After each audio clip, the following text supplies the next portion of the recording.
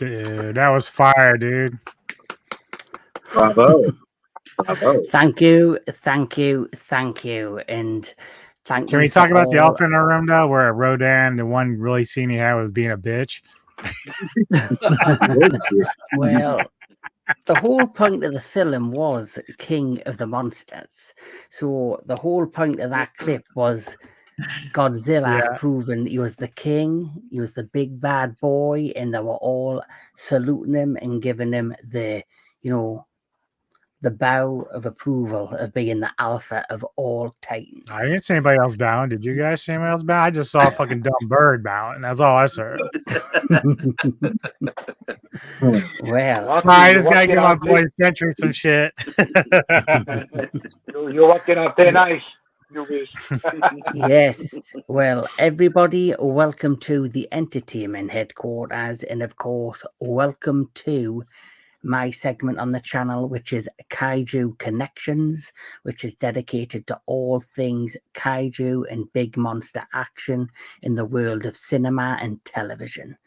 And as you know, for the past 10 plus years, 10 years, we have enjoyed Legendary's Monsterverse, which has, of course, brought the kaiju genre back to the mainstream audience, and it's been taken the world by storm. And joining me to talk about the Monsterverse, this Monsterverse, retrospective, I brought on a host of amazing guests. First of all, my regular co-host, Mr. DJ Anubis from the Metal Tavern Radio. All the way from the Sci-Fi Society, Mr. Sentry. The man, Thank the myth, you. the legend. Honor to be here with my brothers. Yes, another fellow kaiju enthusiast, Mr. Jake Hall. Welcome. Mr. Anthony Jordan from Mr. Anthony Jordan Movies and Gaming. And finally, Mr. Sexual Chocolate. Sexual chocolate! Mr. Kaiju enthusiast, Mr. Jedi Granville, aka Walter Ross, and by the way, happy birthday, sir. boy! Birthday boy. Happy birthday. Happy birthday, man. This is the best present I can ever have right here. I hope everybody has grabbed themselves a drink, because we're going to be in this for the long haul, talking about the Monsterverse. So, bottoms up and lights on.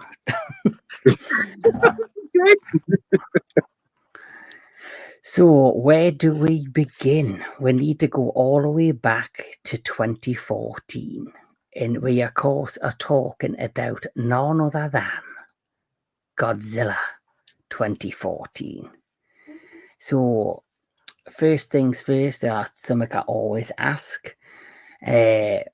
What was your general reaction when it was first announced that they were bringing back Godzilla after, I think he's been away, I think it might have been 15 years from 1998 to now. So what was your initial reactions? We'll go in order. So we'll go with DJ Anubis, we'll go with Century, Jake, Anthony, and Walter. So we'll start with you, Mr. DJ Anubis. Yeah, so obviously I was in theaters for 98. I kind of lived with it, but I could appreciate they went with like an interesting approach, but it wasn't Godzilla to me. But I wasn't at the time, I didn't really make like a whole stink about it. It's like, okay, they attempted something new, didn't really pay off, but it's fine. I wasn't keeping up, like, I was busy catching up on all the Toho stuff for the 2000s and all that stuff. So by the time 2014 rolled around, like the trailer, when I saw people were posting, I was like, wait a minute, when did this happen? So I went and checked out the trailer with Neko, and like I actually saw it first, and that final scene that you started off with the roar and everything was like, it just gave me goosebumps. Like I was so excited at the time. I thought it was going to be something similar to 54 -1, where Godzilla is going to be the villain. I didn't even know that it was going to be this whole other thing. So yeah, when that first happened, man, I was really, really excited because I saw the look, I heard the roar, and I was like, this is what Godzilla is right here. Mm-hmm. Mr. Sci-Fi Sentry. I'm kind of like in a boat with Anubis as far as 1998, because I didn't even go watch it in theaters. When I heard about how, the whole thing about his character, his new design, that it just the a lot of the cast, I was like, nah, I wasn't feeling it. And I was 18 at the time, so I was already a freaking an angry kid with a lot to prove. So I was like, nah, I ain't gonna watch this shit. That's what I was thinking in my mind. And then but as the years went on, I I saw it and I give it its due. It's a good kaiju film, but it's not Godzilla. I'm just gonna say that. Mhm. But as far as 2014, I was hyped, and I really didn't think about. Honestly, I really didn't. I was so hyped, I didn't think about what can come from a new Godzilla film in 20. What they announced it like in what 2012 or 2013. Mhm. Was it Comic Con? I think it was Comic Con that they showed the roar and they showed Godzilla coming out of the smoke, and the design looked great. Like Anubis Yeah. jumped on that, Yeah.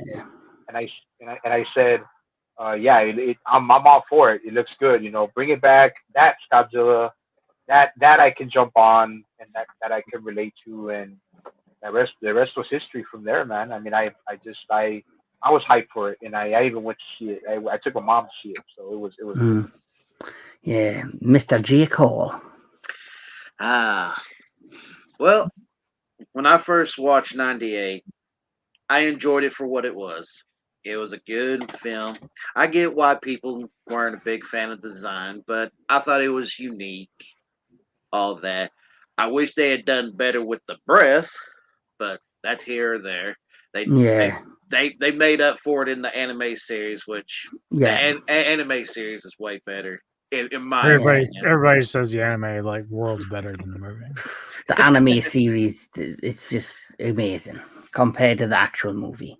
Yeah. Yeah. So when it came to the 2014 Godzilla, I think I had come home from work and I got on the computer and I saw the message where Legendary and Warner Bros. Are going to do another film. I was like,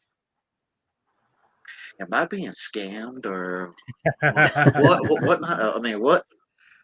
And then when it came to the Comic Con and they showed the little teaser, I was like, holy fuck. So, fast forward to 2014. First time I watched it, it started off building up. I enjoyed the build up. I like they didn't show Godzilla too much. That this is just me. I like how they set him up for his grand debut. Mm-hmm. But all in all, I enjoyed the film. It pleasantly took me by surprise, and I enjoyed the aspect of it, and I love the direction that they went with it, with all the Titans and Mudos and all that. So that's where I stand on that. Very well. Very good. Mr. Anthony Jordan. Well, quickly, like everyone else touched on it, 98, I'm with the general consensus. Is it a bad kaiju movie? No, it's just not a particularly good Godzilla movie. I actually had first heard about it 2014, I think like around Christmas of 2011. I finally had a phone with limited internet connectivity, and I was just looking up new movies, and I typed new Godzilla movie, and I seen like rumors, Warner Brothers Studios or something like that, another American remake of Godzilla. And my first thought was, just don't repeat 98. Fast forward to 2013, I was lucky enough to be on a Wi-Fi connection and see that leaked Comic-Con trailer. And I was just, wow, it looks like they got it. Then the first teaser trailer, and it was like, okay, not only do I actually have hope for this, but I'm excited. And like, I was up at the crack of dawn on release day. I was that excited. I went to see it, and it had this nice plot. And I'm not saying the movie's on the same level as Jaws, but it just kind of had that same slow building story where it establishes a threat early on and just keeps building up and giving you more clues to what you're really dealing with. And like, I left satisfied. Like everyone, my favorite scene was the kiss of death. Like, they held off on the atomic breath a lot longer than I wanted them to, but when they did, they really made it count. And I even really liked the Mutos. I still find the sound they make to be really unnatural and creepy. I wish they could have done a little better with the characters, but as far as reintroducing Godzilla to a modern audience, just look at everything that's followed up after that. A series of Monsterverse, 2 different Toho movies, 3 animated movies, a anime series. Like, it's more than succeeded in reintroducing Godzilla. Absolutely, I can 100% agree with that. Finally, Mr. Walter Ross. Well, my whole take on 98 was that, I'm pretty sure y'all remember me saying this, when it came out, before it came out, the advertising of this film was wonderful. They got me jazzed up. I was so ready to go see it. Cut to that May of 98, and me and my friend went to go see it, and we was all hyped as hell, and we went to see it, and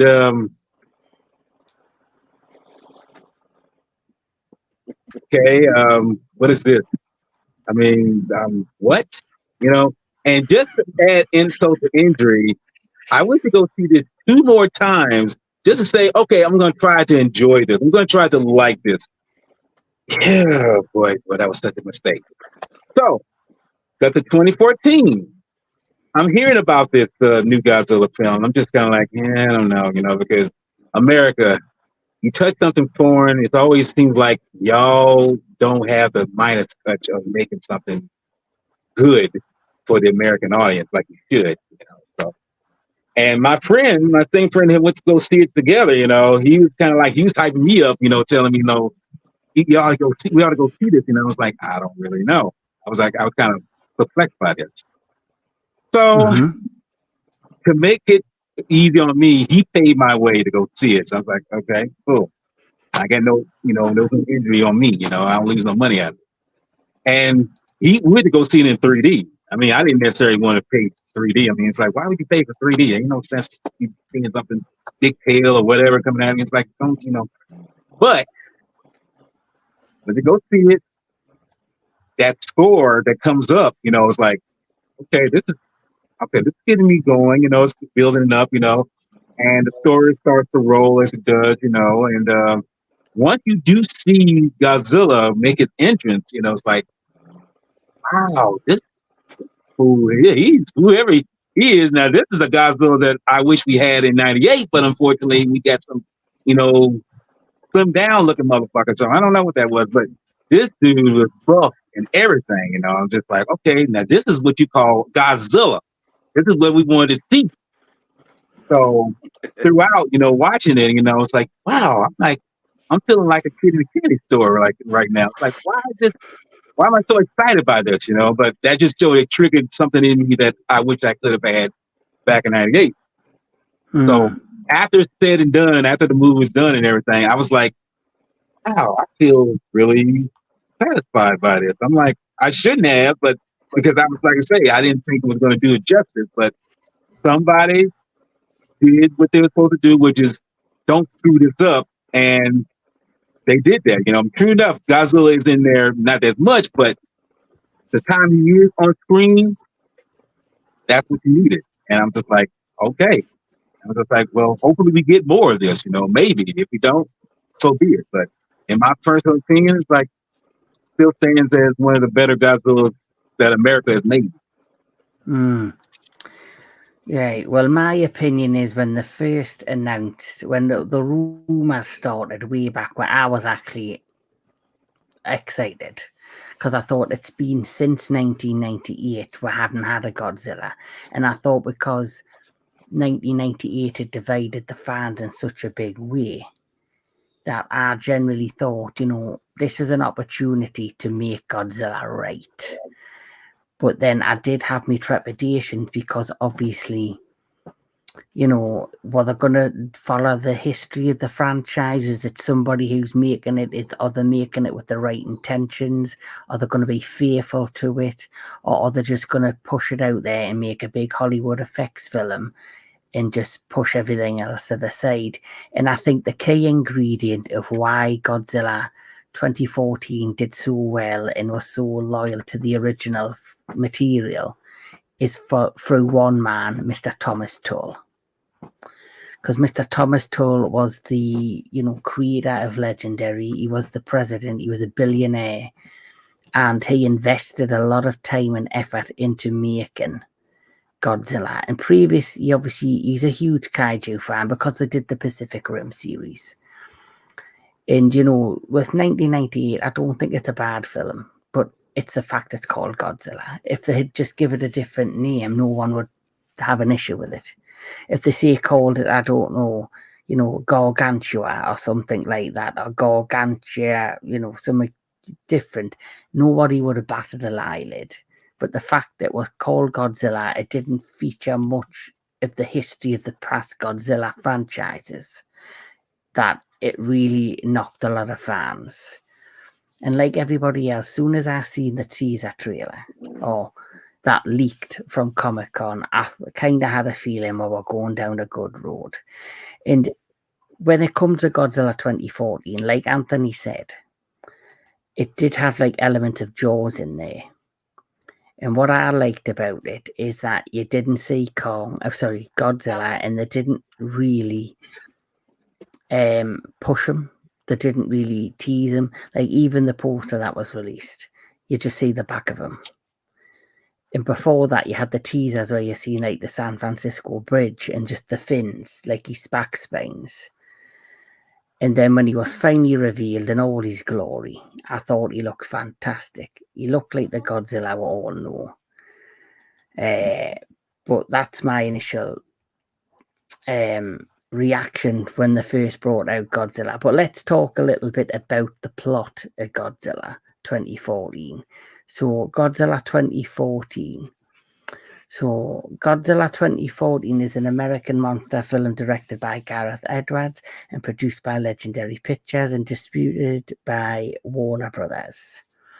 It is a reboot of Toho's Godzilla franchise and is the first film in the Legendary Monsterverse franchise. It is the 30th film in the Godzilla franchise in total and the second Godzilla film to be completely produced by a Hollywood studio.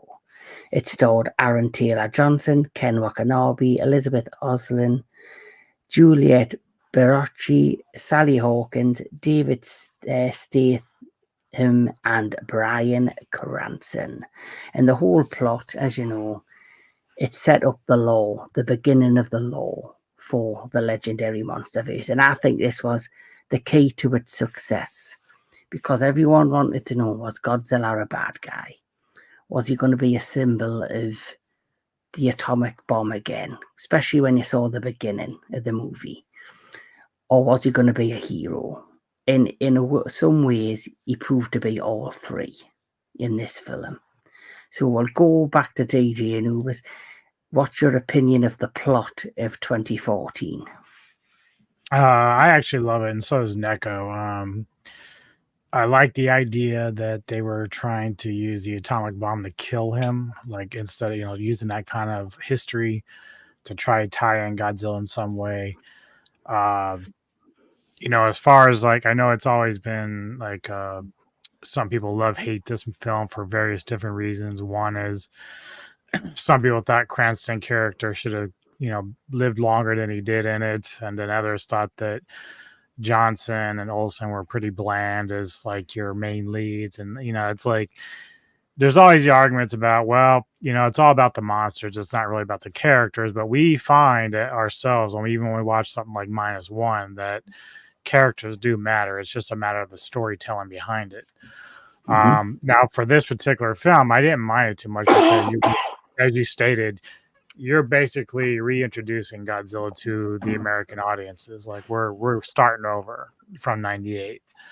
And so the characters themselves don't matter, but I love how they did set up the plot with, as basic as it was. And even at the Easter eggs, you got glimpses of Mothra and paperwork Mhm. and stuff like this. So they were already dropping hints that they might push it beyond this, even though some of us weren't sure if that was ever going to happen. But plot wise, man, I liked it. The Mutos were an interesting choice of a villain, and a good way of introducing them, as far as like, you don't want to jump right out of the gun and give them Ghidorah or something right off the bat. Like it's nice that they introduced some new creature they came up with in design. So and these were creatures that, very interesting enough, like if they were to be let loose, are kind of parasitic. So they would like breed and really spread across the globe if Godzilla hadn't like put them in check. So yeah, I enjoy all that. And that was the biggest thing about this, was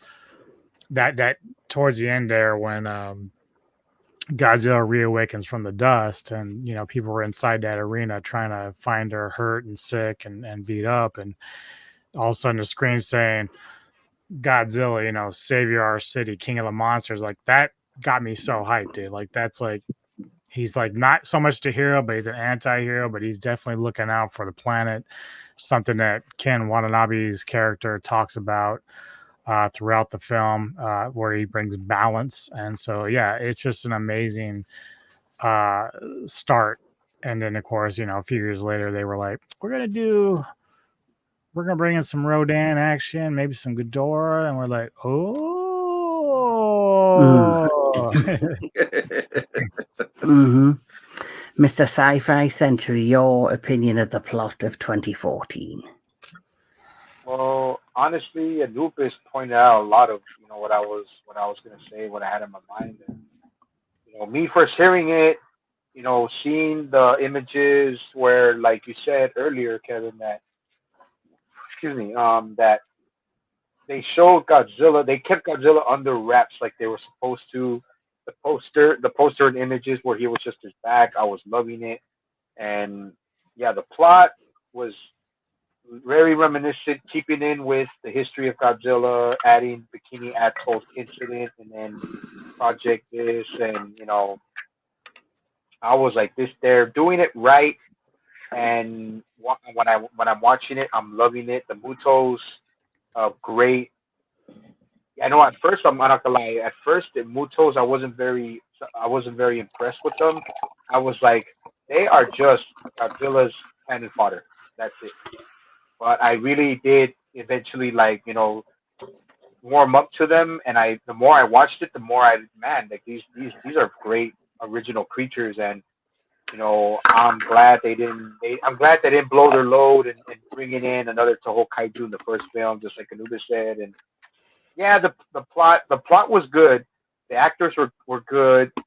Cranston, they killed him off pretty quick, but I think he still should have been the lead, instead of Eric Taylor Johnson, and Elizabeth Olsen did her thing. I actually think, I'm just gonna say it, and I'm saying this to rub some of my balls on Jedi Grand Bell's birthday. I believe that Sally Hawkins brought more substance than Elizabeth Olsen's character, Yeah. and I just, yeah, but I mean, all aside, I'm just joking, bro. I love you, but just joking, just like with all everything aside, the film was great. Ken Watanabe, to me, he still made that movie much more Mhm. powerful. I An think, to amazing me, performance. yes, he was to me, basically more of the main, the main star. But there's going to be differing in opinions. I don't care. I'm just saying mine. Mhm. But yeah, it was a great film. Brought back what made Godzilla such a powerful character, powerful anti-hero, powerful destroyer, powerful force of nature, and that's what I loved about it. Definitely. Mr. J. Cole. I enjoyed the plot. I definitely love how the opening credits where they're doing like a little video thing and they're showing back in 1954. Like you see Godzilla just swimming in the water, all that, and then they drop the nuclear bomb, try to kill him, but didn't work, obviously. And I like how they also had Ken Wanabe's character, Dr. Sarazawa, and his assistant. I forget her name at the top of my head right now. But I like when they're going into the ground and they discover the skeleton of the ancient monster that has where the Muto sacks are. Mhm. Come later, you find out that it's a relative of him called Dagon from the graphic novels. But I agree with Sci-Fi. They killed Bill Cranston's character off way too soon, in my opinion. I like his dynamic throughout the time that he had in the film. Yeah, Aaron he stole the movie as far as characters are concerned, just by those early lines, like when he's explaining that, we're getting ready to go back to the Stone Age with this thing. Like he understands that. Like there's a lot of passion and emotion there. We just didn't really get that through Johnson's character or even Olsen. So it's kind of weird that they cut him out that early. Yeah, because Johnson, to me, it felt like he didn't want nothing to do with his father at all. He had no desire to do what he did, but eventually he ends up doing his own thing. And I like Jake, I'm sorry. I don't mean to interrupt. I just wanted to add. I'll add to what you said and what to Anubis said. I'm sorry. I don't mean to interrupt you, man. But it's like you said, or like Anubis said, Cranston Watanabe stole the show for the movie, man. Like they stole the show. Sarazawa, just his name, added weight to the plot, to the film, to the story. And Bryan Cranston, man, like he to me acted in this movie like it was close to like, man, like this dude really wants to win an Oscar for this film. Like he's putting in all the effort, man. And when they chopped him off, like 15 minutes, 16 minutes within the film, that's where I was like, oh man, like because Aaron Taylor Johnson, Olsen, they're okay, they're great. I'm not gonna bash on that. It's just that's what I wanted to add. That's what I'm saying. Sorry about that. Jake. No, you're good. You're good.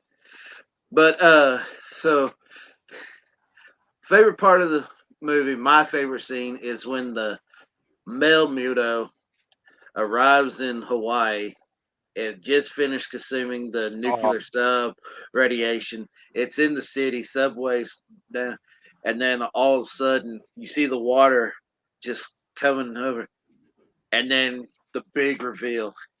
And I still remember to this day, first time watching, I was just like, oh, it just. I liked what I liked about that scene is they showed a clear difference between the two kaiju. So, for example, wherever the Muto went, the power would go out. So you would see the blackouts. Every footstep it took, you would see all. And then, like you say, as you knew he was coming from the ocean, and you seen that great scene when you seen underneath the ship. And the light, and you see the body of Godzilla. The next thing you know, the beach gets flooded, and as he's heading his way to the airport, you suddenly see like part of the city being flooded, and then bang, you get to the airport, you see the lights go out because of the blackout, because of the Muto. Then just as the people are watching through the windows of the airport, you see that explosion, and then you see the water slowly kind of subside, and then next thing you know, the foot. Boom. So it was a great contrast to basically be able to, differentiate the two characters, the Muto and Godzilla. And it was a great reintroduction. Oh, so, yeah. Kevin, and Kevin and Jake, let me also add, man, Godzilla literally telling the male Muto with so much aggression, bro, that when he yells, when he roars, his spines, you see his spines go up like a freaking, like they're like a snake, right? And the spines start to vibrate and stick out even higher when he roars. And I'm like, oh, dude, I yelled. I literally went, yeah.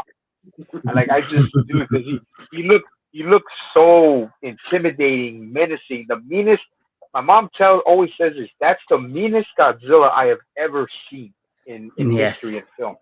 Like he's the meanest guy at that time until -1. But I mean that time where the thing that got me really, man, was like they did take animal aspects from the animal kingdom. His spines just shut, just riveted up like that, and just like showing that dominance, man. And I was like, that was my thought. Okay, sorry. They did that. They did that with Ghidorah too, with the tails. Yes. Yeah. So, Mr. Anthony John.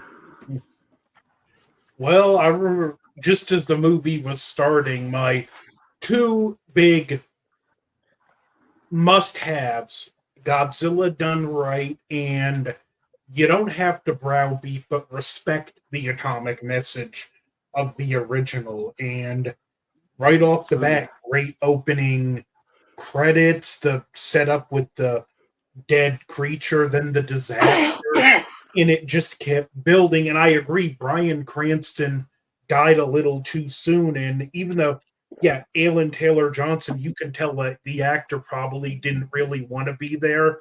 But the way I always looked at it, for him kind of being that bland, the guy just came home from his first tour of duty, not even back one night, has to go to Japan to bail his dad out. Gets to Japan, everything goes wrong. Hawaii, more stuff. So it's like this guy's like probably going on days of just a few hours of sleep. So if you don't like that performance, I don't get it, but I can kind of factor it into my mind with, I'd be kind of looking out of it too if I had went through all that with no sleep. And like everyone said, my favorite part was the whole introduction of Godzilla in Hawaii, and I just love the idea that he causes mass destruction before stepping foot on ground. But the scene that like really got me was how well it handled the nuclear message. And when they were talking about dropping the bomb, and Ken Watanabe just hands Admiral Stantz the broken pocket watch and tells him the time and date it stopped. And that was the bombing of Hiroshima, and like he didn't need to say anything after that. Just this watch stopped when the first atomic bomb was dropped, and you've learned nothing since. They made Godzilla how I like him best, where he's a force of nature. I've given the analogy before, but you could have wildfires raging. The rains from a hurricane could theoretically extinguish those wildfires, but what damage is the hurricane going to do in the process? And like I was like standing up at the end when Godzilla just got up and walked back into the ocean, and I always did this before Marvel.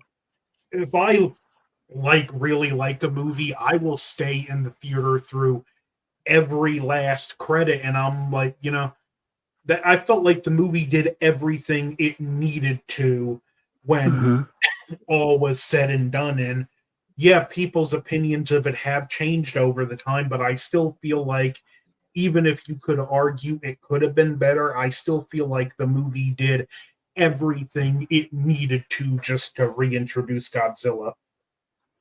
Mr. Walter Ross. Everyone pretty much said their take, but yes, as I say this, the plot of the movie is pretty decent because it's not what for me, I know it wasn't what I expected it would go, because I know what road it was going to go down to.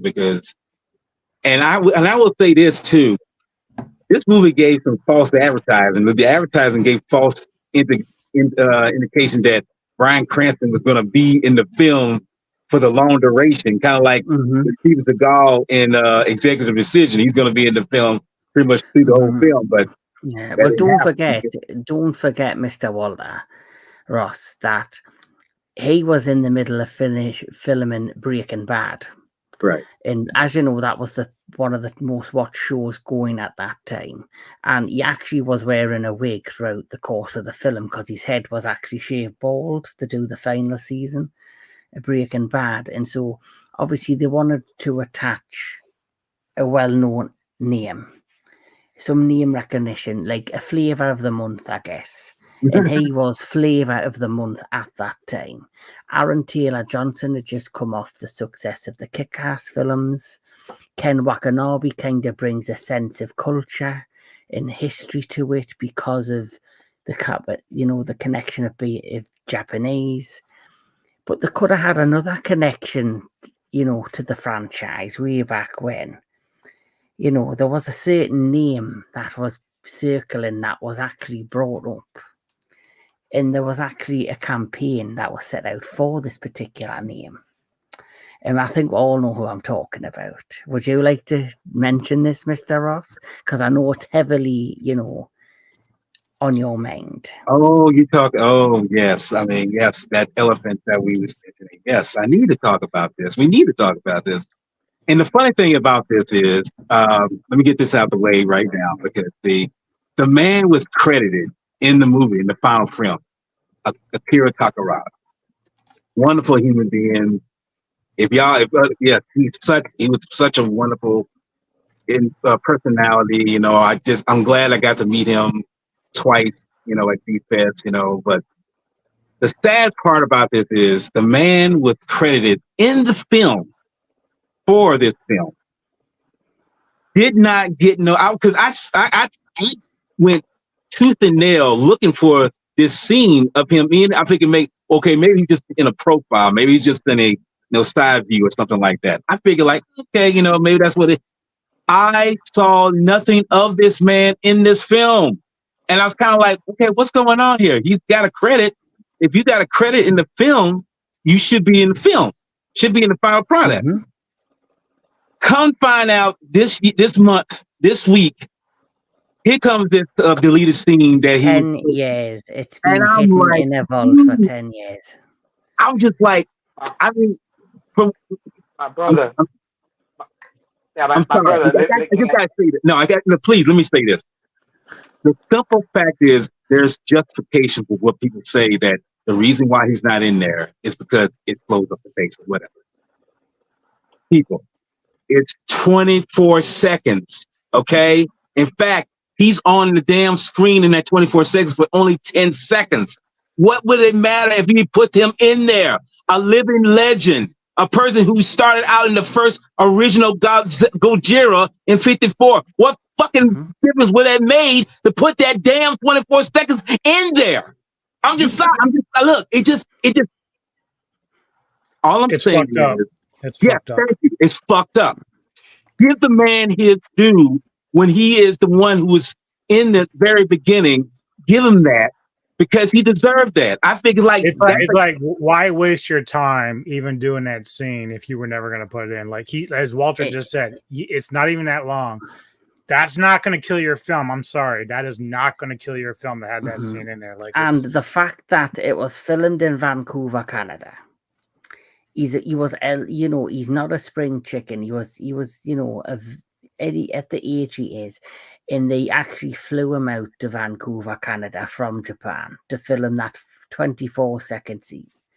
And the fact that they hosted him, they showed him respect, they knew his history within the franchise, and the whole reason that they didn't put him in, I find just total bullshit. And the bullshit reason is that what it was going to take away from the focus of the family plot. But in my opinion, the family plot ended once they killed Joe Brody. It went from being a family plot about this family who were tormented by this secret of this, the kaiju, the Mutos, and Godzilla, and the connection to Monarch, basically. Once Joe Brody died, it became just a monster film, not about, with the plot changed dramatically. Having a 24-second clip of Joe Brody arriving in Japan to get his dad out of jail and being introduced to a legend, which would have been a perfect Easter egg and a tribute to fans and would have given this film an extra kind of, oomph. And I think I messaged you privately. I don't know if it was Walter or somebody. I said, now that I've seen the 24-second clip, that hasn't been put in the movie. I now look at 2014 as an unfinished film just for 24 seconds because them 24 seconds might not mean a lot to anybody, but to true Godzilla fans, it's something that has really left a stink on the film. But my overall opinion of the plot, I love the plot. I loved how they reintroduced Godzilla to the mainstream media. I loved how they explained he was the alpha species on the planet, protecting what our world from, invasion species. And it was a great twist in kind of a new way of bringing Godzilla to us. The design was fantastic. And another thing, don't forget, this film came about because the original director of Godzilla vs. Hedorah wanted to make a 3D film called Godzilla Max or IMAX, and Thomas Tull in the agency of he got involved. He then managed to get the license from him, and then the rest is history. So that's my opinion of 2014. Great story, a great reintroduction, and it's led to where we're at now. I got. Let me just ask. Let me just ask one more thing, man. Before what I was going to say for Walter, man. There could have been so many other different reasons why they didn't put Takarada in the film, but I want to get this off my chest. Mm-hmm. I'm going to mention this because it reminds me just like 2019. Why did they not want to put so much film time of Rodan fighting Mothra or Ghidorah fighting Rodan? It's ignorance, bro. It's ignorance because they to me it just seems like they also thought about the fact that what is he going to bring to the film? He's only on there if you flew him out there to Vancouver for only a certain amount of time for only 24 seconds of a film and then not put him in. It's just ignorance, man. They say it's some of the higher ups in what do you call it, Legendary and Warner Brothers, even since Legendary. Then, that they are Legendary. They just said, look, they think he's not relevant. That's my opinion. They just thought that he probably wasn't relevant, and I'm pretty sure Gareth Edwards was trying to fight for it and be like, no, man, we have to put him in. Why do we fly him out here if we're not going to put him in the film? And that to me, like I said, it goes back to 2019 where why they didn't want to think that Rodan, Mothra, and Ghidorah wouldn't be. It reminds me a lot of when the critics for King of the Monsters, which I know we'll get to, but the critics who were watching that film,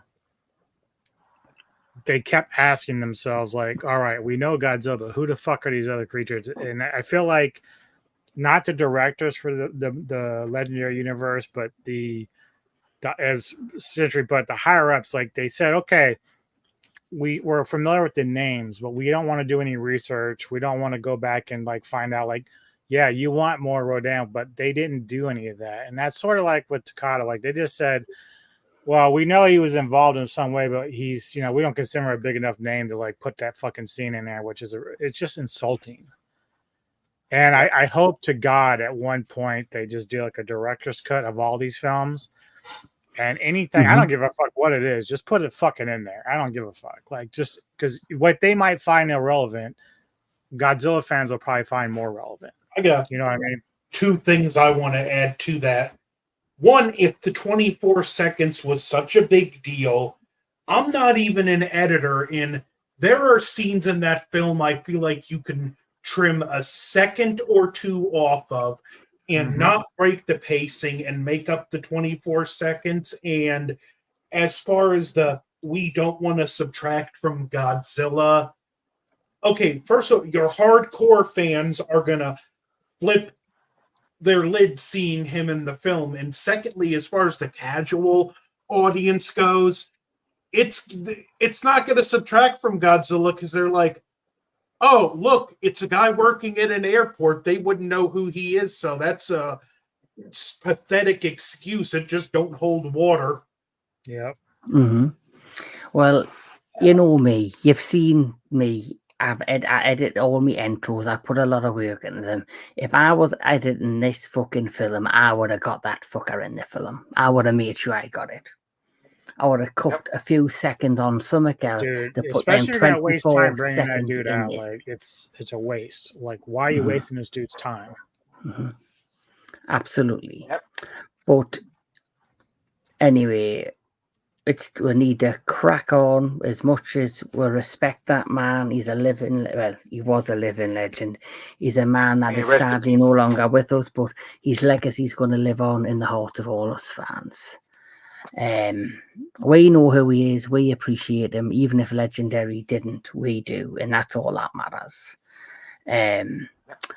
But let's move on to the next movie within the Monsterverse, and it is, of course, Kong Skull Island. Now, with Kong Skull Island, there was a bit of I think what happened is because Legendary kind of became the big studio for creating this new era of kaiju films. You had Godzilla 2014, you had Pacific Rim. But what happened next is Universal announced that they were going to do a brand new Kong film, which was very different to whatever they had done before. The next thing you know, I think within a year, as the film entered pre-production, or post-production it might be, it suddenly was revealed that distribution rights from Universal for this particular Kong film had changed hands to Legendary and Warner Brothers. So straight away, the buzz was high because everyone just assumed, well, Warner Brothers and Legendary have Godzilla. So if they're now distributing, get me teeth in. This, obviously, the whiskey's starting to kick in, yeah, people.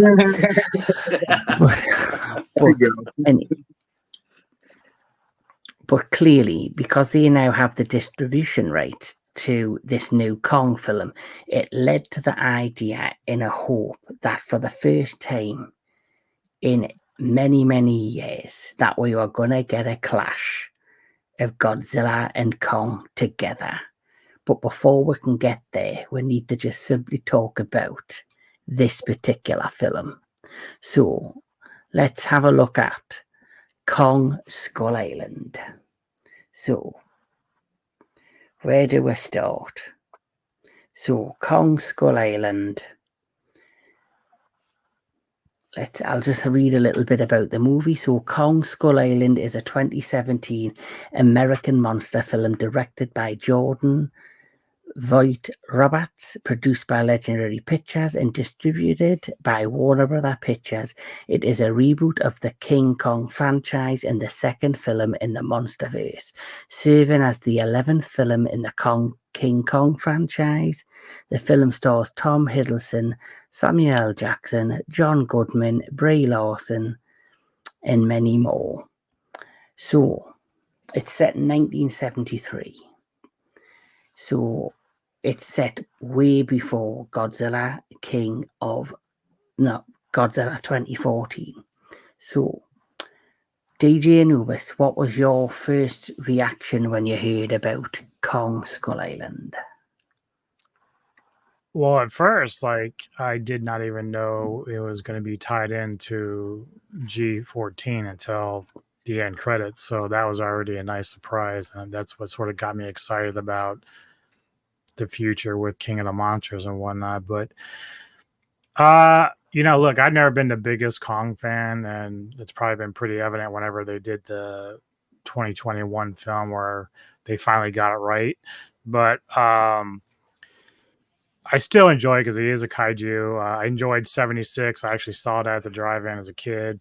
I even like Peter Jackson's version. I think that's actually the best version of King Kong I've seen outside of I didn't really care for the Jack Black or the other dude that was in it, but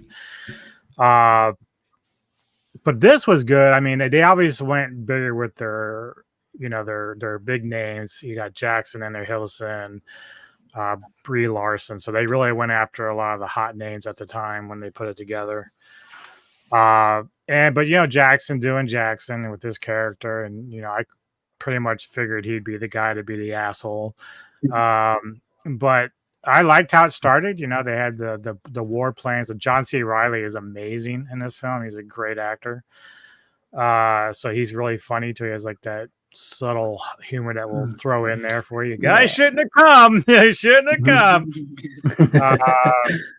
But He was my favorite character in the film, to be honest. Tom Hiddleston. the ending credits for him going home was great. I looked at Tom Hiddleston's performance in this just similar to Aaron Taylor Johnson. It was a paycheck. Simple as. Yep. It was Yeah, a he didn't seem paycheck. that interested in it. I think John Riley and John Goodman were the main stars for this for me. And just like Bryan Cranston, they killed John Goodman off way too soon. Mm-hmm. But yeah, I thought it was good, and I like the creatures that they put in there, the skull crawlers, and some of the other stuff that we saw. So yeah, it was pretty good. I bet, obviously I was waiting. This is like just a placeholder for what was to come, really, with King of the Monsters. But this is just good stuff. Good kaiju fights, daytime fights. One of the Rise about 14 was a little bit too dark, but this one you can see everything pretty clearly. Yes, Mr. Sci-Fi Sentry.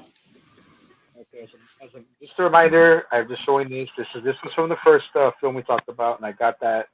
And now, like I said, we're talking about Kong Skull Island, and yeah, I mean, I gotta jump, man. Me and Anubis, I mean, we freaking There's a lot of things we agree on, man.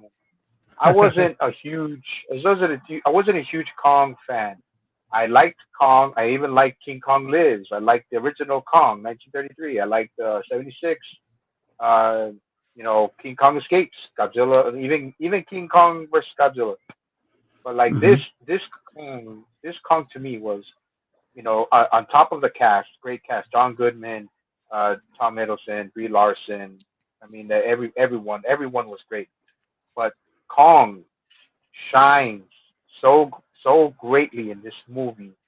The extra kaijus, Ramarak, the Skull Devil, the Skur Buffaloes, the giant Mother Long spiders, Legs, the Mother Long Legs, like everything, man. Even those birds, like everything out there, everything was out there to kill you, man. Skull Island was like a piece uncharted, never touched sanctuary for animals that probably went extinct. So I loved all of that. And Kong being by himself, the fact that his family was killed by the skull crawlers, and the story about I forgot his name, the guy, the pilot that was crash landed there. Yes, and also him bringing him together with another Japanese, military men, and they become close as friends because they only had each other. That was a good story, plot to add to it. But yeah, Kong shines, man. Ramarak, actually Ramarak being closer to one of those creatures that really kind of would frighten a child.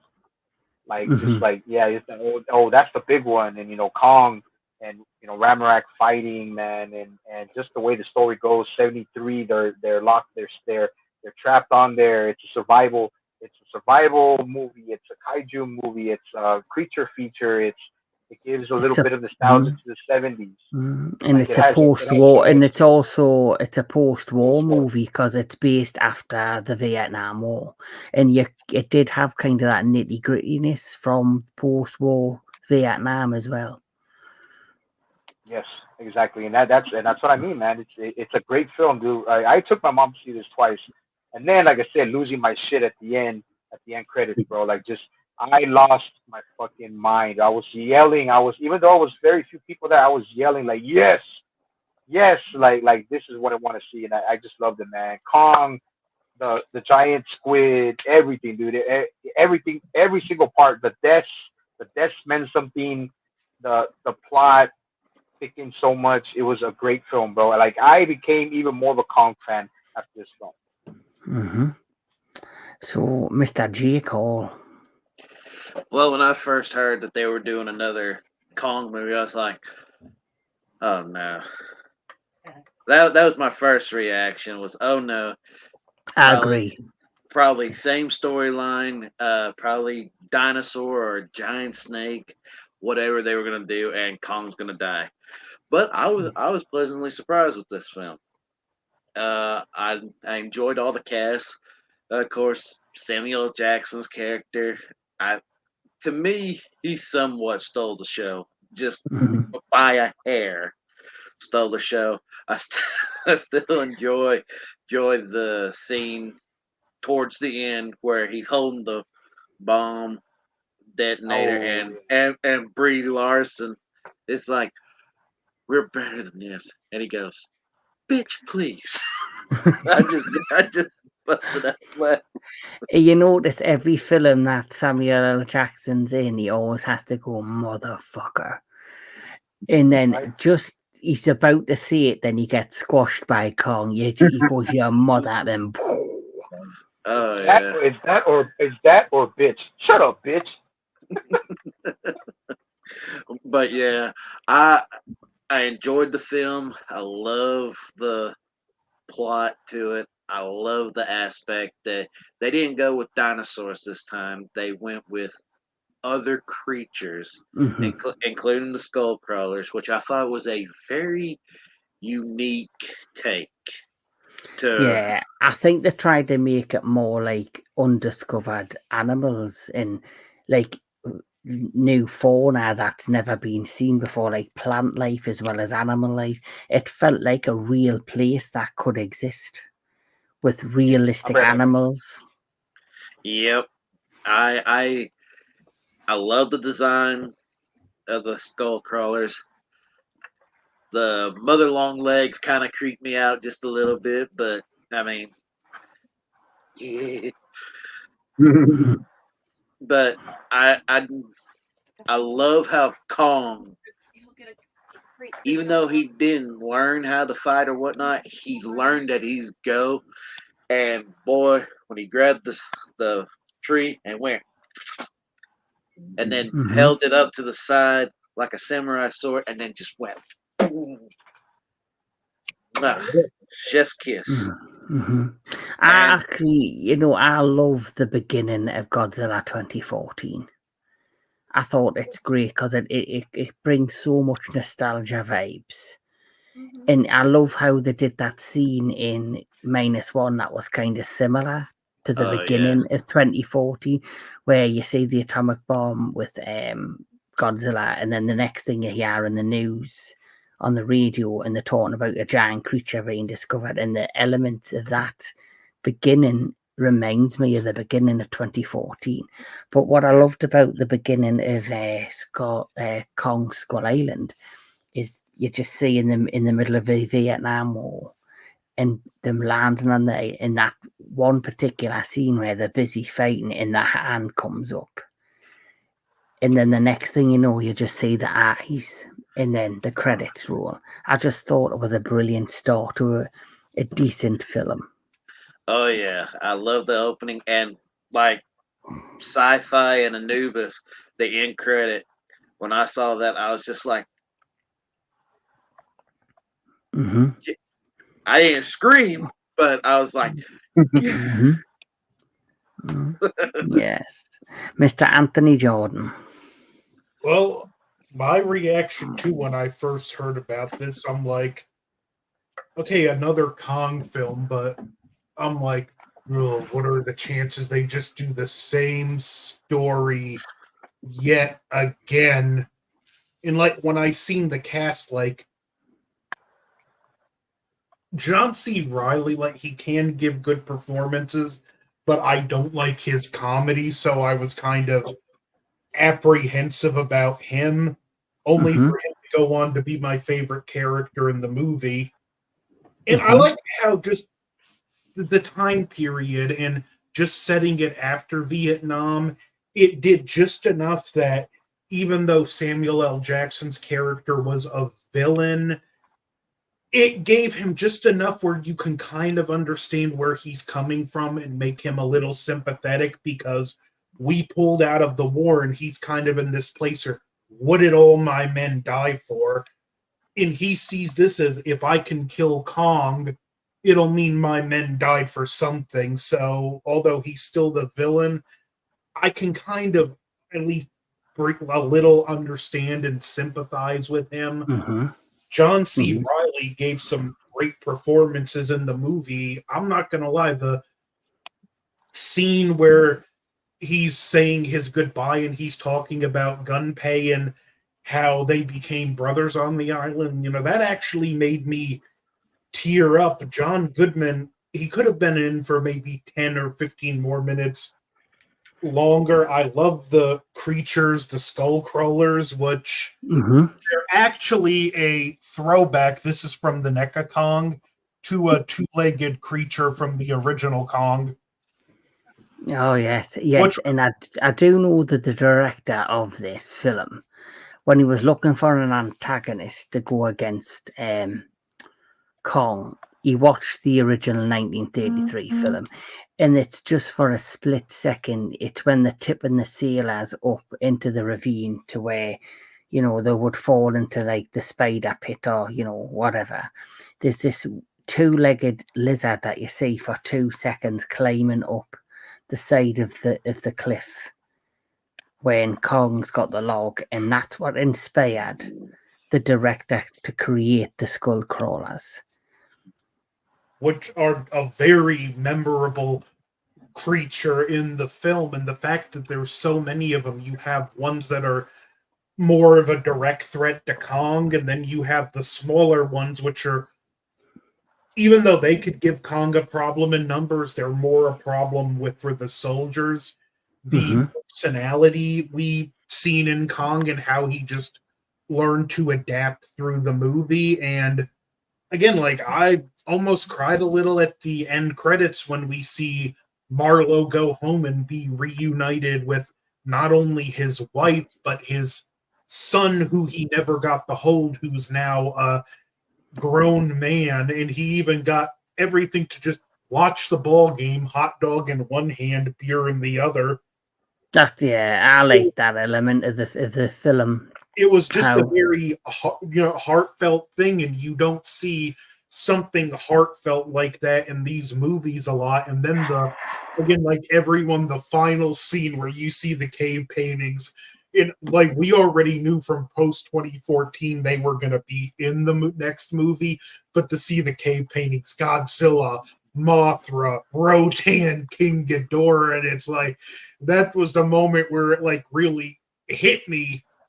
Wow, I'm actually going to finally be seeing these guys on the big screen. And that, the whole movie could have been a disaster, and I still would have loved it for that end credits scene.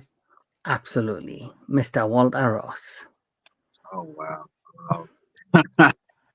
When I first heard that this new iteration of Kong was going to be integrated into the Monsterverse, I'm like, oh, wait a minute. Does that mean we might be getting a clash with him and Godzilla in the future? But I was like, I was just dancing with that idea. But this is a decent film, and I'm gonna say something that's I've jokingly said to some other people.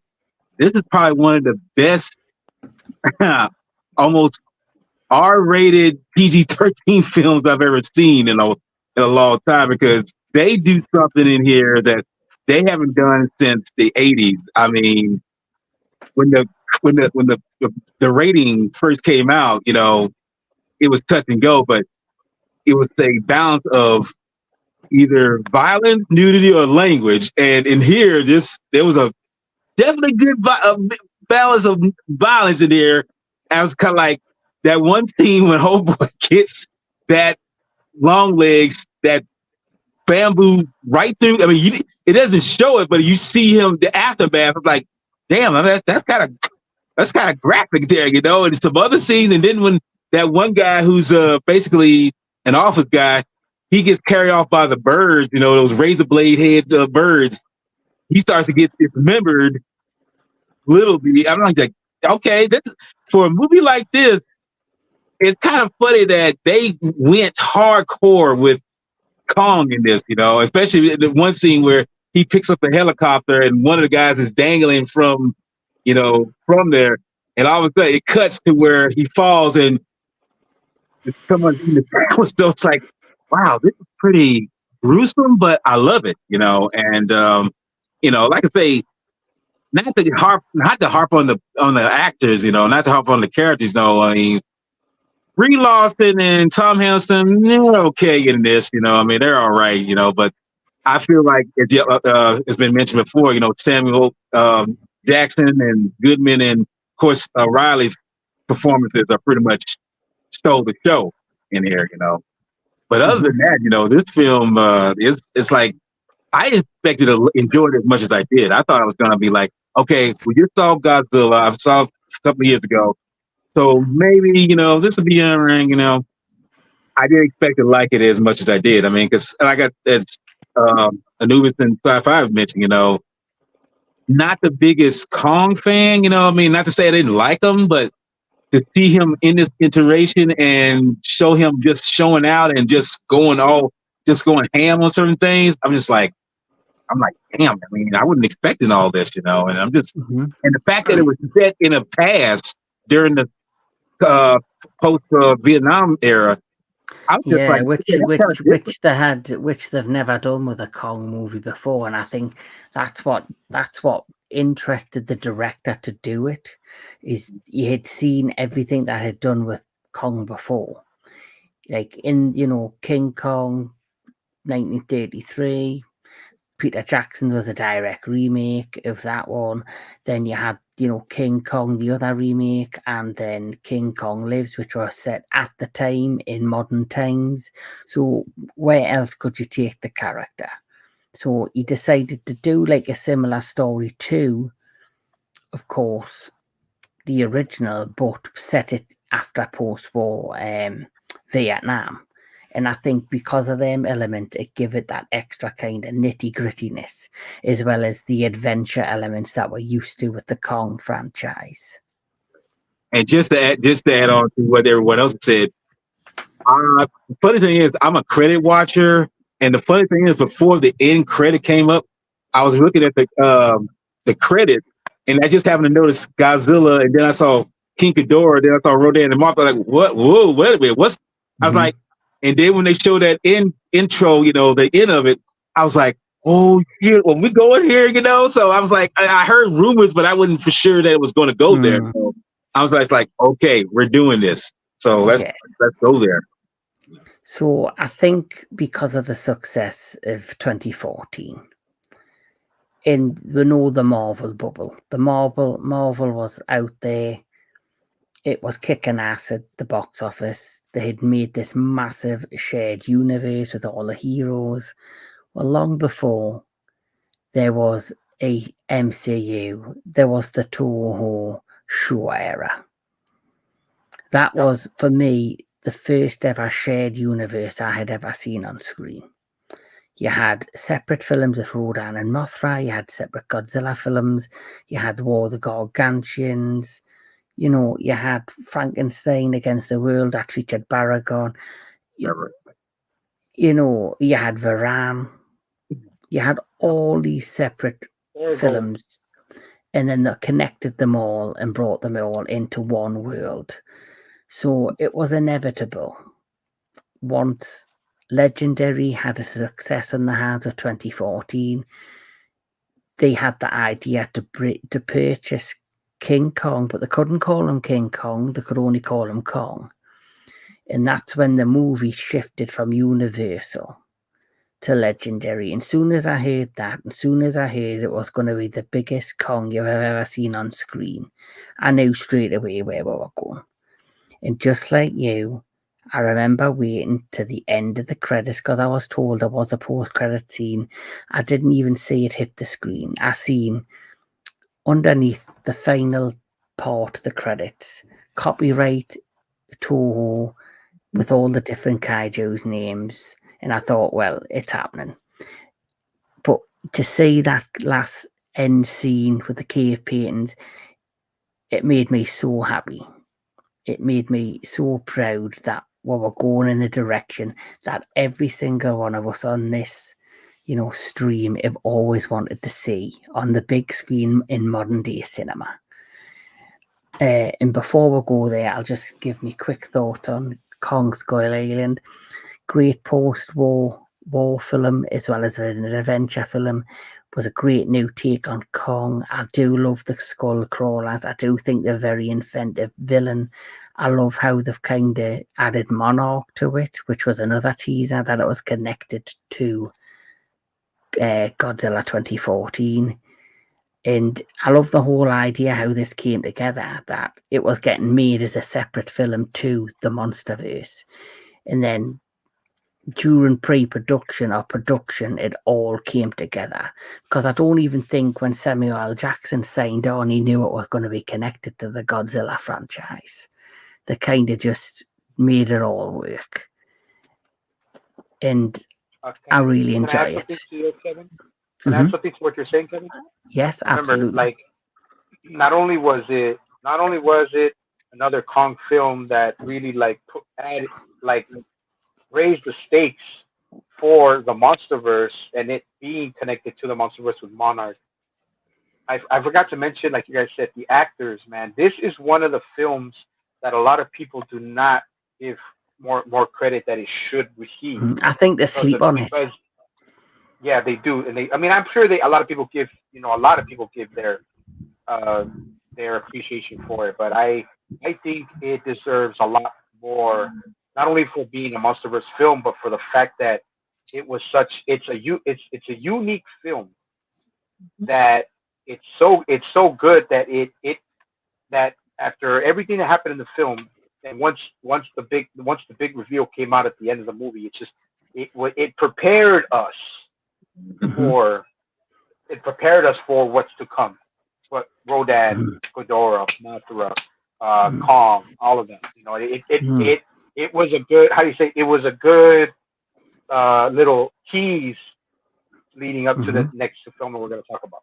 Sorry, brother. Absolutely. No, absolutely. Oh, another thing I want to add before we move on is there was one character in this film whose story arc I thought was pointless, and that is Jack Chapman. He gets separated from the rest of the team, and it's similar to what happened with Joe Brody. They introduce a character who you think's going to have a bigger plot twist or a bigger part of the story, and it went nowhere. Yeah. And that's something I've noticed is a theme throughout the course of these films, which we'll get into, which will lead us to the next film, which is the worst in the franchise, isn't it? Anubis. This film sucks beyond belief. I'm only joking. I'm only joking. It made poor Toby Kebbell think about getting another type of work because homeboy just could never get a really good freaking, like, he can never get a good gig anymore. Poor guy, bro. After Skull Island, man, he just like, man, I hope they can use him for motion capture in Godzilla King of the Monsters, but they couldn't even do that. Yeah, he was actually, what he did is in Planet of the Apes is outstanding, brilliant. Oh yeah, that's what I'm saying. But why? But why do they do that, man? What happened? Why this dude got shafted? He's such a great actor, dude, and they don't use him. You know what I'm saying? Absolutely, couldn't agree more. But next, we're heading on to this one. We're heading on to Godzilla, King of the Monsters.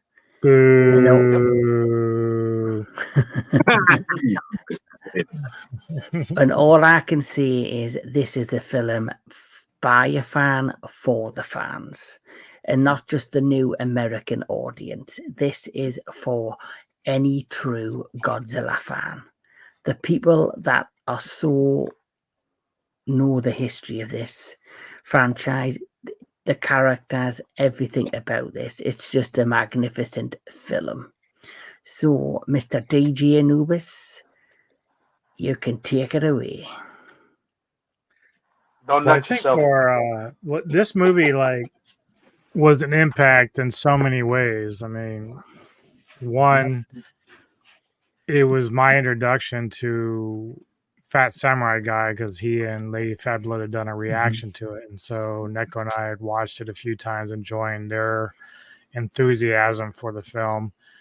And of course, that led me to meet him and meet all of you. That sort of just kicked off, everything that happened after in terms of the Sci-Fi Society, me doing a channel and everything else. But the way that they reacted in that reaction was this way that I felt like it was the first time I'd met people online, or at least saw people online who felt about Godzilla and Kaiju the way that I did. Like watching Lady Fat Blood's reaction It was to Mothra. orgasmic. Yeah, it was just like you understood it, and so and then like again, like I've talked about before, this is my favorite Godzilla film. We've done our rankings and all that stuff. It's not the best in terms of story. That still goes to -1 for me. But the reality is, watching monsters that I grew up with as a kid, with Rodan, Mothra, and King Ghidorah, moving around as fluently as they are, like the mannerisms, dude, like Rodan acts like a bird, Mothra acts like an insect, and of course Ghidorah acts like a hydra. Like everything matches what it's supposed to be. And it has its problems. People talk about it, whether it's characters or the lighting or whatever. But at the end of the day, the way that Doherty was able to bring to life these creatures in the way that they did, I can't shun it, man. Like it's just, I enjoyed his story for a little bit. I think guys like, unfortunately, like Charles Dance goes to waste. We talk about this a lot with Cranston and everyone else. This is why I brought it up. This is why I brought up Tony Kibble before, because Bryan Cranston was wasted. He was wasted, and now Charles Dance. Like this is why I brought it up, and because they bring certain well-known actors that are really good actors that can put on great performances. They bring them into these films, but the roles they give them just seem to go to the wayside. The roles just seem to go nowhere. The story with them goes nowhere. They're more or less a cameo, and it's disappointing. And there's the one in 2014 who I've mentioned. His cameo didn't even fucking make the film. Right. Yeah, I mean, Charles Dance, even appears at the very end. And so you're thinking, oh, okay, well, maybe he's going to have a bigger part going forward, and then we just never see him again. That's like, but maybe that's part of Legendary. Like, that's probably one of the things that, for all our gripes about the Marvel Universe, the one thing they kind of get right is they manage to somehow keep the core characters the same, like the actors and actresses that play them, the side characters that are in these things, they keep them all intact. That's the same thing with Harry Potter. They were able to keep, for the most part, all the same actors doing the same roles throughout the film franchise. And right now, unfortunately, the Monsterverse is a lot like fucking DC, where they don't really have that cohesive thing. It's better than DC, but not by much. Like it still has some issues with the writing. But yeah, I don't know, man. When I saw this when NECA was out at sea, unfortunately. But I just remember like there was nothing that was going to stop me from going to the theater the first showing to see this film. Like it was just, and I was really surprised because even the music, the soundtrack was amazing. They did a good job with that. And I just, I don't have much to complain about it personally. Mr. Sci-Fi Sentry. Yeah, man. Well, like Anubis again. He's stealing my lines. Oh my God, man! It's But I want to go to this first. I'm gonna get to this first real quick. You guys, Anubis and Kevin nailed it, bro. Wasted potential, wasted actors, wasted like characters, bro. Toby Kebbell, amazing actor. Charles Dance, amazing actor. John Goodman, amazing actor. And it's like they all just got wasted, dude. And I'm like, that's what I'm saying. Like, I had to throw that out there. But who knows what their characters could have been. Now, going into 2019. I gotta give credit where credit is due, and liked what DJ Anubis said, and I'm pretty sure Kevin and Jake, Fat Samurai and Lady Fat Blood's reaction to Godzilla 2019 was what really got me going and like showed me that I'm not the only one. Showed me that I'm not the only person that loves these creatures as much as as much as I do, and who showed me that yes, there is people out there who are like me, who love these characters, this franchise, these genres like me. And I gotta give what credit was credit's due, and a big ups to Fat Samurai and Lady Fat Blood. And but yeah, it's man, I cried, bro. I mean, I didn't. You guys will never see it, but I cried when they did when they did the teaser for Beautiful. When they did the teaser for the teaser for Godzilla King Monsters Beautiful, and the way they had everybody mentioning their names, Mothra, Rodan, Ghidorah, I was just like, dude, I was like, man, I was like, finally, like Anthony said in the first one we talked about Godzilla 14. These are monsters that in our childhood, in our lifetime, we get a chance to see in Hollywood their debuts: Mothra, Rodan, Ghidorah, Godzilla, and then adding the first two films, 2014, Skull Island. It was so great, and you know what? And this is true. I did rank it low when we did that 6-hour marathon podcast with Anubis. I did rank it too low, but I watched it a few more times after that, and I raised the ranking up because Anubis put out so many good points about this. And yes, Rodan is one of my favorites, just like Anguirus, just like King Caesar, Icosaurus. But Rodan has a special place in my heart. I'm glad that every single they didn't show a lot of the fighting. We'll get to that soon. But what I did love is that they gave each one of them a proper introduction. Ghidorah breaking out of Antarctica, Rodan coming out of the volcano, and Mothra coming out of her cocoon under the waterfall. It was just. I did want to point out one thing that I there was one gripe, and Neko had the same issue that I did. And Sentry talked about it with 2014. Is that in 2014 they didn't give you a lot; they let you kind of like guess and figure it out, and then get the reveal. They fucked up the PR for King of the Monsters. Like they kept putting too much shit out, and that really ruined it for a lot of people. They were just showing too much. I think there was like 3 or 4 different trailers or something. So it's like that's the one major gripe that I would have had. That being said, each trailer was still a work of art. Oh yeah, but it's like by the time you get to the movie, because like Sentry just said, a lot of the fighting wasn't even there anymore. Like they didn't show all the scenes, and so you pretty much saw everything in the trailers. Like, yeah, and like I said, that's what I'm saying. But like I said, to put the my little 2 cents on it. I love the fact that they brought in Michael Dougherty, who is also a very, very passionate Kaiju fan, very passionate Rodan fan.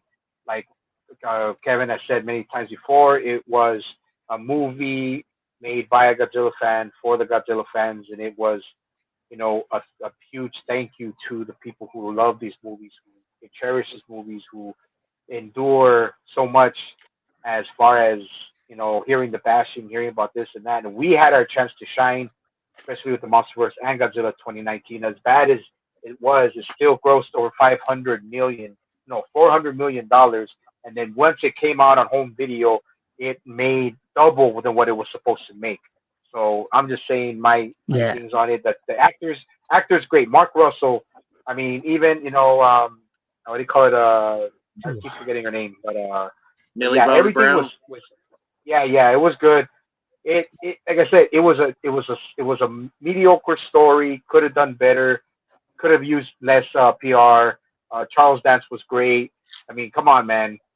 Long live the king, bro. Like that was like, come on. That still was solid. Yeah. And that's what I'm saying. And then the ending, Rodan not dying, thank you God, and Mothra we all know dies, she comes back, and Ghidorah fucking, and Ghidorah really like taking it to Godzilla, man. Like Ghidorah took it so bad to Godzilla, man, that Kong would stand no chance with an axe. Or he would eat Shimu. He would definitely eat Shimu, but like Ghidorah was a savage, dude. Rodan was a savage. It's just like, I mean, that's what I'm saying. That's what I have to say there. I'm saying I'll stop now. I'm gonna keep going. I'm sorry, my bad. Mr. J. Cole, you can finally speak. What the hell? Sorry, man. Sorry. Leave it all the way. You know what happens, Sentry, when we get together at this shit. We're going to be on till fucking 4 a.m. at this rate.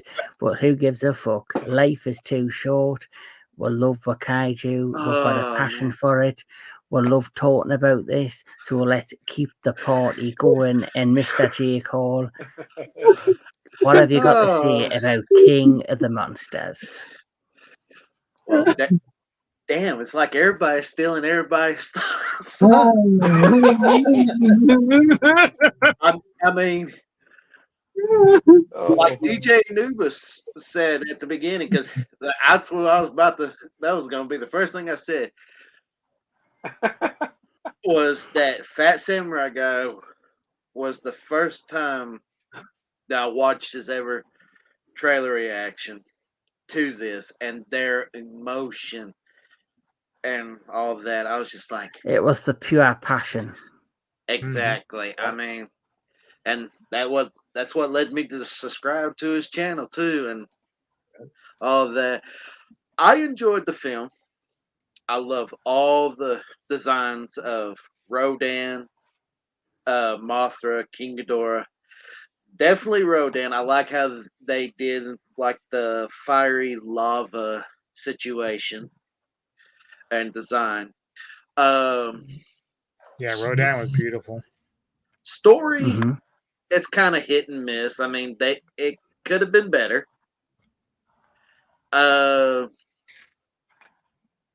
Plot wise, I mean, it's the same difference.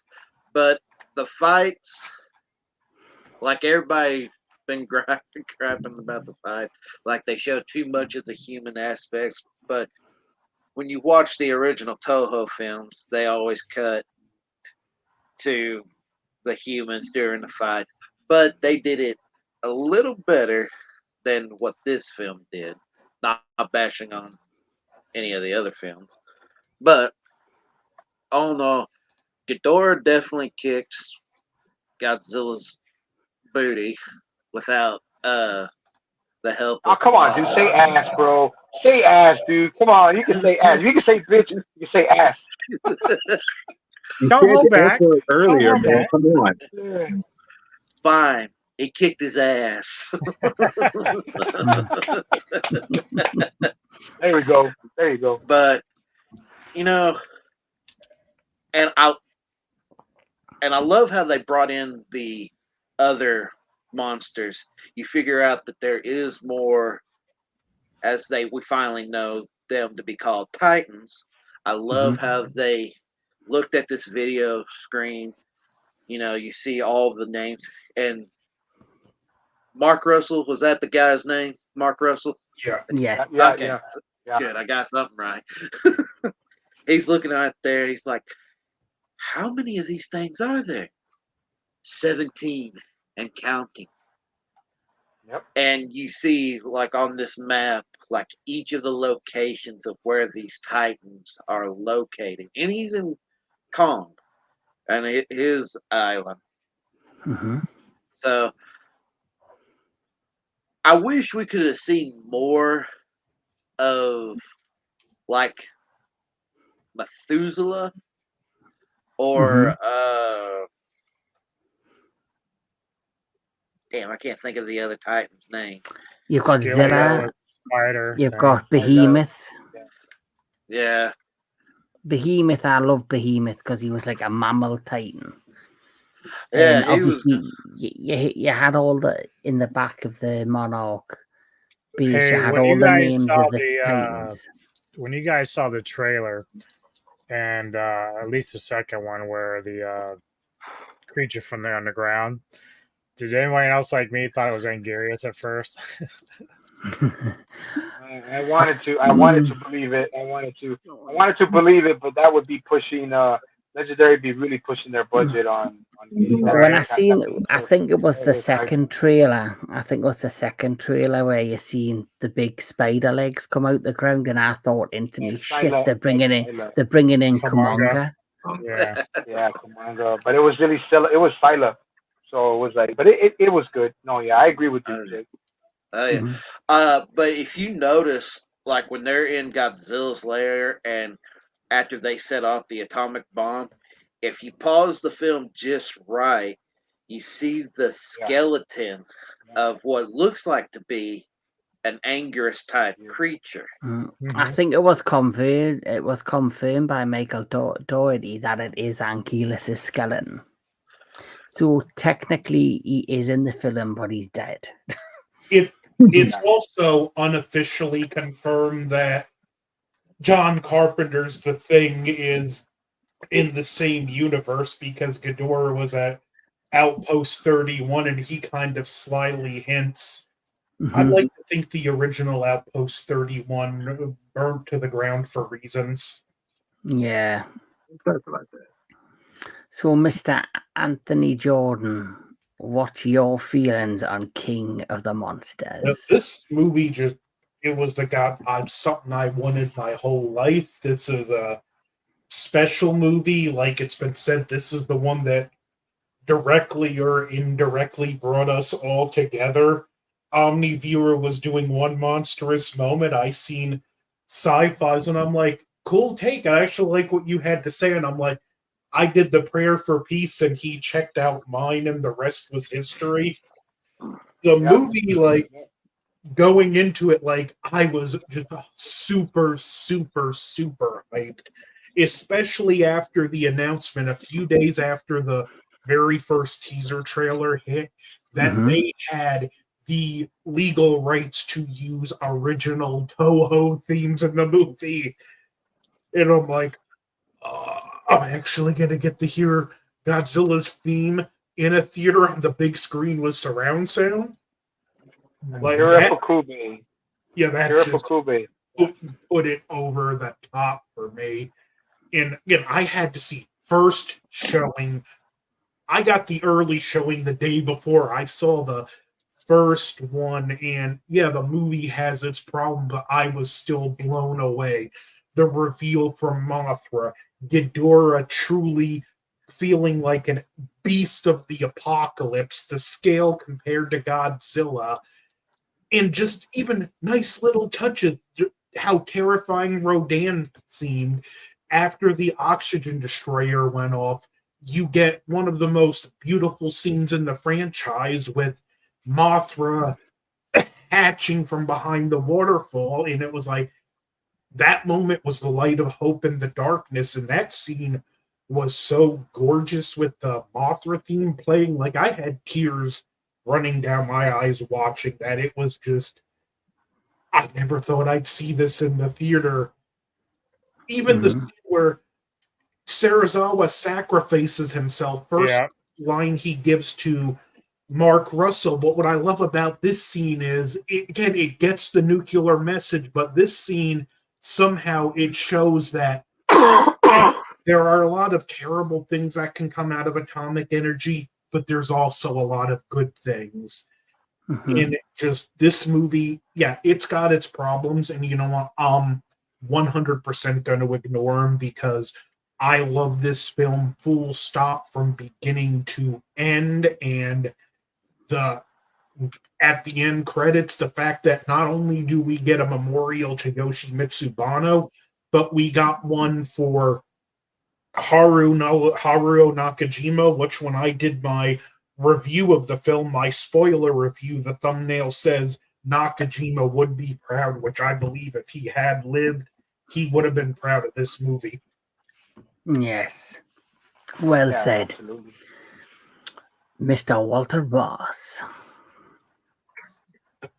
as Sci-Fi had mentioned before, he stole my thunder with this one when he mentioned about the teaser trailer for this film. I'm like, dude, how is that? You just gonna take my thing and just run with it, huh? Okay, I'm kidding.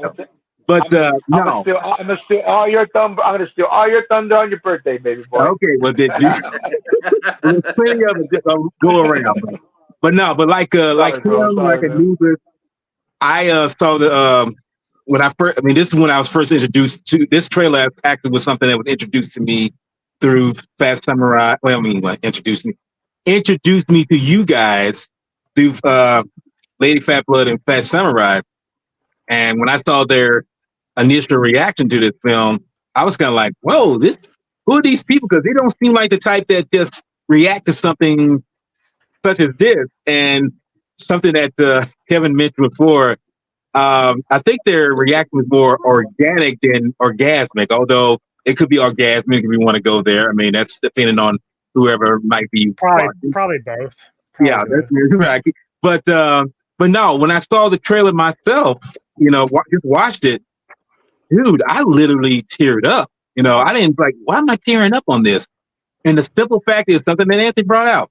These are childhood creatures we grew up with that are being shown in a modern day film, and it's just like, oh, it's like how it's like I shouldn't my 40-something-year-old ass shouldn't be crying over something like this, but I was, and I was it brought tears to my eyes watching that. So when I initially went to go watch the film, I was pretty good. But something that Sci-Fi brought out that annoyed the hell out of me, and you already know what I'm talking about. So I'm not going to say the name. I'm just going to say this individual annoyed the hell out of me because they were in the film, and aside from that, the creature fights were in there were awesome. I'm like, this is how we could see Godzilla, pouncing on other creatures like left and right. And the funny thing is, you get to hear. This is one thing I say I love about the director. He knows his stuff. He is a kaiju fan. He put in, like I say, the theme of the Godzilla theme in here, but you hear the original Godzilla roar at one moment in this picture. I'm hearing that. Like, did I just hear this? Did I just hear the original Showa era, roar here? I was like, I'm like, dude. I mean, in fact, I think you hear both the 54 and then the 62 after that, to the 75 roar in there also, But I was like, whoa, it's like, and this is why I say this is what you call a, as I like to say, a kaiju fans orgasmic dream in a way when you watch this film. I mean, I'm not saying that it's not as good as the other ones, but still, it does bring out a love letter to all the kaiju fans who watch this, and it's just like, just unfortunately, yeah, there are some things, and I mentioned before that I couldn't care less about, character-wise, but I'll leave that alone because I feel like I've said enough about that, and just realize that this film does what it should. I'm just sorry that it got oversaturated with advertising, and that's what probably didn't bring it up to, because it could have grossed a whole hell of a lot more money at the box office if it hadn't been so, overabundant with that when they advertised it earlier. But that's studio head for you. They don't know. They're thinking with their heads, not this head. Well, you gotta remember. I'm sorry, Kevin. I was gonna add this. The soundtrack, Akira Ifukube, original Toho, music that they took from Akira Ifukube, from the Mothra song, the movies. I mean, I keep forgetting to mention that, man. The soundtrack was amazing. The soundtrack was beautiful. The soundtrack really made the film better, even though to other people it wasn't that good. To me, it made it better. I just want to say that. Sorry about that, Kevin. No, it's fine. I agree with what you've just said, but for me, my take on, Godzilla King of the Monsters is like everybody else. Once that teaser trailer dropped, or the first trailer at Comic-Con, which was the most watched and most popular trailer at that year's Comic Con, I looked at it and I thought, Legendary are on the ball. They know exactly what they're doing. And they're actually building something that could actually rival Marvel. And then they shot themselves with shit. Because they decided to oversaturate the promotion of this film. And I think it's because the higher-ups didn't have faith in it. Even though it was made by a fan for the fans. And I generally believe during production, they didn't like the fact they were calling them monsters and that they had to call them titans. You know, a lot was changed, I feel, via the production of King of the Monsters to fit a more mainstream audience. So no longer being known as monsters, before they were known as mutos, mass unidentified organisms. Now they were known as the Titans. So that's my nitpick with it. Like everything else, my nitpick, like I mentioned, the pattern continues. They introduced characters that were just wasted. The plot was crap. I didn't understand Millie Bobby Brown's whole story arc. She had no story arc, apart from she was a whiny little brat kid. And just like with Bryan Cranston, they brought in an actress for name recognition because she's flavour of the month because of Stranger Things. But they always seem to put credible actors around these flavour of the month actors. So of course in 2014 they had Ken Watanabe. In Skull Island they had Samuel L. Jackson and John Goodman. In this they had Vera Farmiga, I think she's called. They brought her in, who's a fantastic actress. And I generally believe this film was the last of the more serious tone plots, because as you know, each film gets more like the show era, gets dumbed down a bit, becomes more fantasy than realistic, and loses its realism. But I honestly believe the plot should have been Emma Russell, the maker of villain, she loses her son, which she did. They should have had no children in this, and it should have been a film about grief of two parents losing a child. The first parent, which is Mark Russell, he, gets over the loss of his child, realizes Godzilla's a force of nature. But then, of course, Emma Russell wants revenge for the loss of a child, so she releases Ghidorah, thinking, get rid of him, but realizes and comes to her senses that he's a bigger threat. And then, of course, you have the element of all the other Titans being re-released. That's what I would have done, because I just didn't like the plot of the film. But if you take away the negatives I've said, this is a true fan's dream. The music score, the realism of the Titans, how they made them look like classic Toho characters that were all known and loved and are very recognizable, but act like real animals, like they're from the real world. And there's many films out there that we love, where they take things from a comic book or a show that we've grew up with and they fuck it up. They look nothing like they do. They don't act like they do. This is one of them cases where they were spot on with everything, every element of the characters. And it's just a fun movie. I'm not bothered when people moan about it being too dark or you can't see the fights. There were some show era films that you didn't get much fighting. So for me, it's an amazing movie. It's one of the best, and it'll go down. It's probably one of the favourites within the Monsterverse. So you mentioned the complaints about it being too dark. Mm-hmm. I just want to add something to this. If you think it's too dark to see, there is this thing called a remote control, and it has picture settings. If you go to this magical thing called brightness and raise it, you will be able to see the picture more. It takes you 15 seconds. And Kevin, Kevin, can you clip that for me? Because I'm going to use that future reference to few people because that's perfectly said. Yes, Yeah, I think Anthony Jordan should do an idiot guide for people and post it on his YouTube channel, Anthony Gordon and Gaming, and I guarantee it'll get a Thoughts by billion. Anthony Jordan.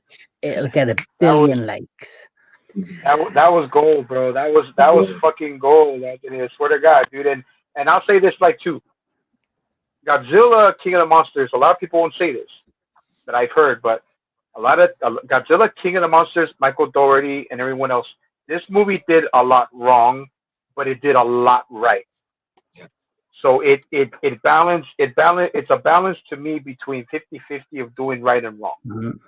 But like Yes. if you overlook that, as we true kaiju fans, we overlook the fact that we got Mothra, Rodan, Ghidorah, Godzilla, and then but yet we got useless characters like Millie Bobby Brown, who they just wanted to get off of clout because of Stranger Things.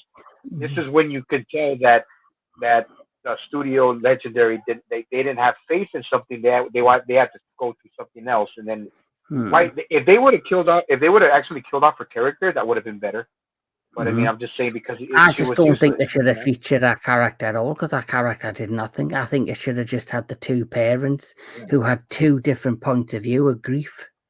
Mm-hmm. Like, Yeah. you know, Yeah. like Mark Russell, he's not forgiven Godzilla, but he's accepted it. And she cannot, and she's pretending she has, and then she uses this terrorist for her own gain to get revenge on Godzilla. But then she realizes in the end she's made the biggest mistake. And when she does that sacrifice at the end and she goes, "Long live the king," it would have all come across so much more in depth and better. Yeah. I don't know why they don't fucking hire me. I really don't. Yeah. But Right. It don't make too much sense. That's probably why. But let's move on to the next movie. This is the way things change dramatically from being very grounded, very serious, to bringing the fantasy in my childhood to life, to then going down the more goofy, just all out fun kaiju battle, movies. So we are heading into Godzilla versus Kong. So let's have a quick look at the plot. I know I didn't do this for King of the Monsters because I was so ready to just talk about one of the best of the Monsterverse, but Godzilla vs. Kong is a 2021 American monster film directed by Adam Wingard, produced by Legendary Pictures and distributed by Warner Brothers Pictures. It is a sequel to Kong Skull Island and Godzilla King of the Monsters, and is the fourth film in the Monsterverse. It is also the 36th film in the Godzilla franchise and the 12th film in the King Kong franchise, and the fourth Godzilla film to be completely produced by an American film studio. The film stars Alexander Skarsgård, Millie Bobby Brown, Rebecca Hall, Brian Tyree Henry, Sean O'Grady, Isaac Gonzalez, Julian Dickinson. Oh, it went back. And the girl who played Gia, I forgot her name. I've got it. Kaylee Huddle. Yeah. Kaylee, and it's Kaylee Huddle, and it's our first actual acting debut. So, DJ Anubis, take it away. Well, obviously, this is funny about Godzilla versus Kong because I've always hated the original, mainly because there was no way that I could truly believe that Kong would defeat Godzilla. Like it just never made sense. And even the way that Toho had done it, where Kong got like electrocuted and came back, and even though they kind of play with that in Godzilla X Kong or Godzilla versus Kong, but I've always hated the fact that they made Kong win, or at least implied it. I've always called it a draw, but people debate this forever about who won, who didn't, whatever. But when Wingard did it, I was happy. He was a big fan of it, but they were keeping everything under wraps again. So they learned their lesson from King of the Monsters, went back to approaching it like they did G14. There wasn't much to go on, but I was so fucking nervous about this film that I had to cheat. So like I kept reading and trying to find info on the fucking film and people that were pre-screened and everything else. And then I heard about a certain thing that was involved. And I said, oh, okay, this is going to be good. Because the way it laid out was Godzilla would defeat Kong, but they would have to team up and fight another villain, which I was very happy to see. Yeah, and the great thing about Mechagodzilla's design was that, unlike previous iterations of Mecha, this one was self-sustaining. So once he got powered up, it truly worked as a robot. So whereas Godzilla and Kong would face fatigue and tiredness, Mecha wouldn't, which made it very formidable. So, and then I love the tie-in, of course, with Ghidorah's brain cells or whatever they were using versus using Serizawa's mind and everything else that controlled it, but until he didn't anymore. But again, though, like the funny thing about it was, they said to themselves, well, people complained about too much human plot, so what they did is they put almost no plot. So Legendary can't figure out exactly how to balance it out. Like, this is, again, -1 is like the blueprint now for how you make a great kaiju movie, Godzilla movie, whatever. You have plenty of balance. You have characters you give a shit about. You have Godzilla time in there. And this film is great. I love this film a lot. Like, everything about it is great. It just, again, if there's one fault that Legendary has, is they just cannot for the life of them tell a very good human story throughout any of it, except for maybe the first one, which had the best possibility, just not the right actors fulfilling that. So we go back to Cranston and everything else. Graphics were the special effects were amazing. The Tokyo battle scenes were amazing. It was so beautiful. Amazing. Yeah. So all that's cool. I like the concept of Hollow Earth and everything. Yeah, I don't want to take up too much. I know everyone's got to get their piece in here, but just the fact that we got Godzilla winning was enough for me. Like, even if you didn't have mech or anything else, if Godzilla had beaten that ass like you did, I'm good. Sci-fi. Okay, well, like I said, Anubis keeps breaking my line. What do you call it? But like, wait, Walter, I feel your pain. Now you feel my pain. Oh, but it's no, but yeah, I'll try to make it quick. Yeah, Anubis said he had a lot of great points. At first I really didn't like King Kong vs. Godzilla because I was kind of mad too. I thought Godzilla won, but they had to use a deciding factor that was lightning. But in this one, I'm not gonna lie, I was not as nervous as Anubis, but I was a bit nervous. But I was confident that Godzilla was gonna win. But what did worry me was when I tried as hard as I could to try to not look into spoilers, stuff like that. But once the fucking toys started coming out, and then they had Kong with an axe, I'm like, oh, so here's the great equalizer. Here is probably what could be used to defeat Godzilla, and that's an axe of one of his own torso plates. So I'm like, that's where I started thinking, oh shit, so maybe will Kong beat Godzilla?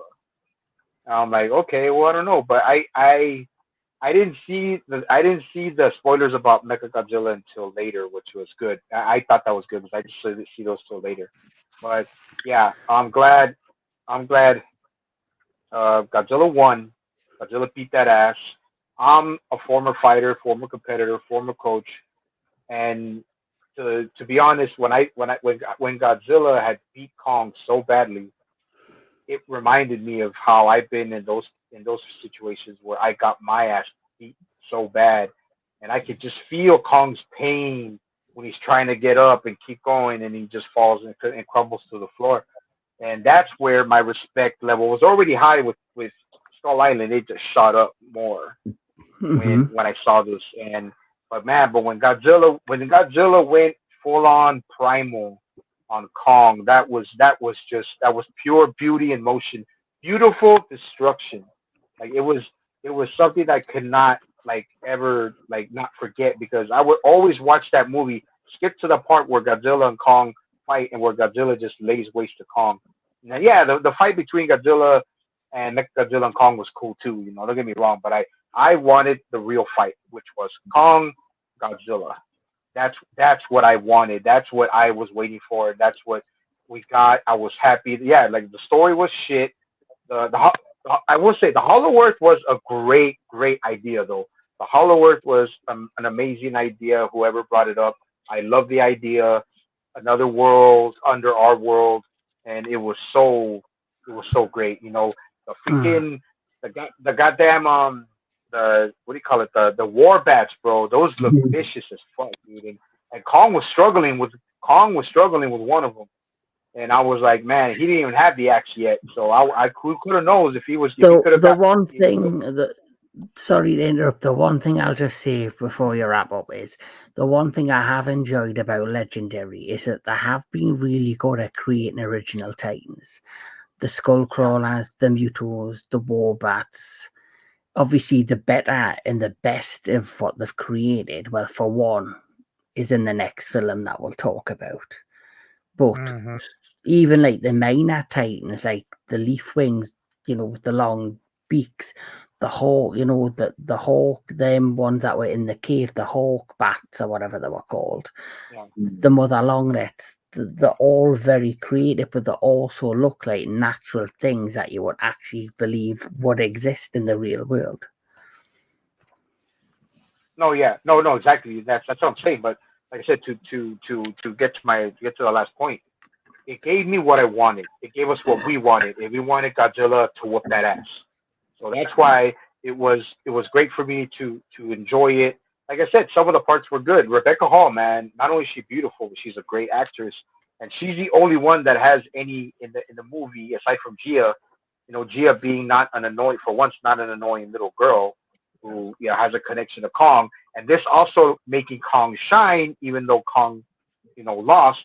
They also gave him his due. So that's what I Mhm. liked about the film, and yeah, I mean Mhm. the soundtrack was all right, but yeah, that's my take on it, man. It gave me what I wanted. It gave us more monster fights. It didn't break away from the goddamn characters, from the human characters to the kaiju, and it was great, man. I loved it. It was great. It was great. Mhm. Mr. J. Cole. Nearly 60 years in the making. And we finally get the rematch. And the fights were good.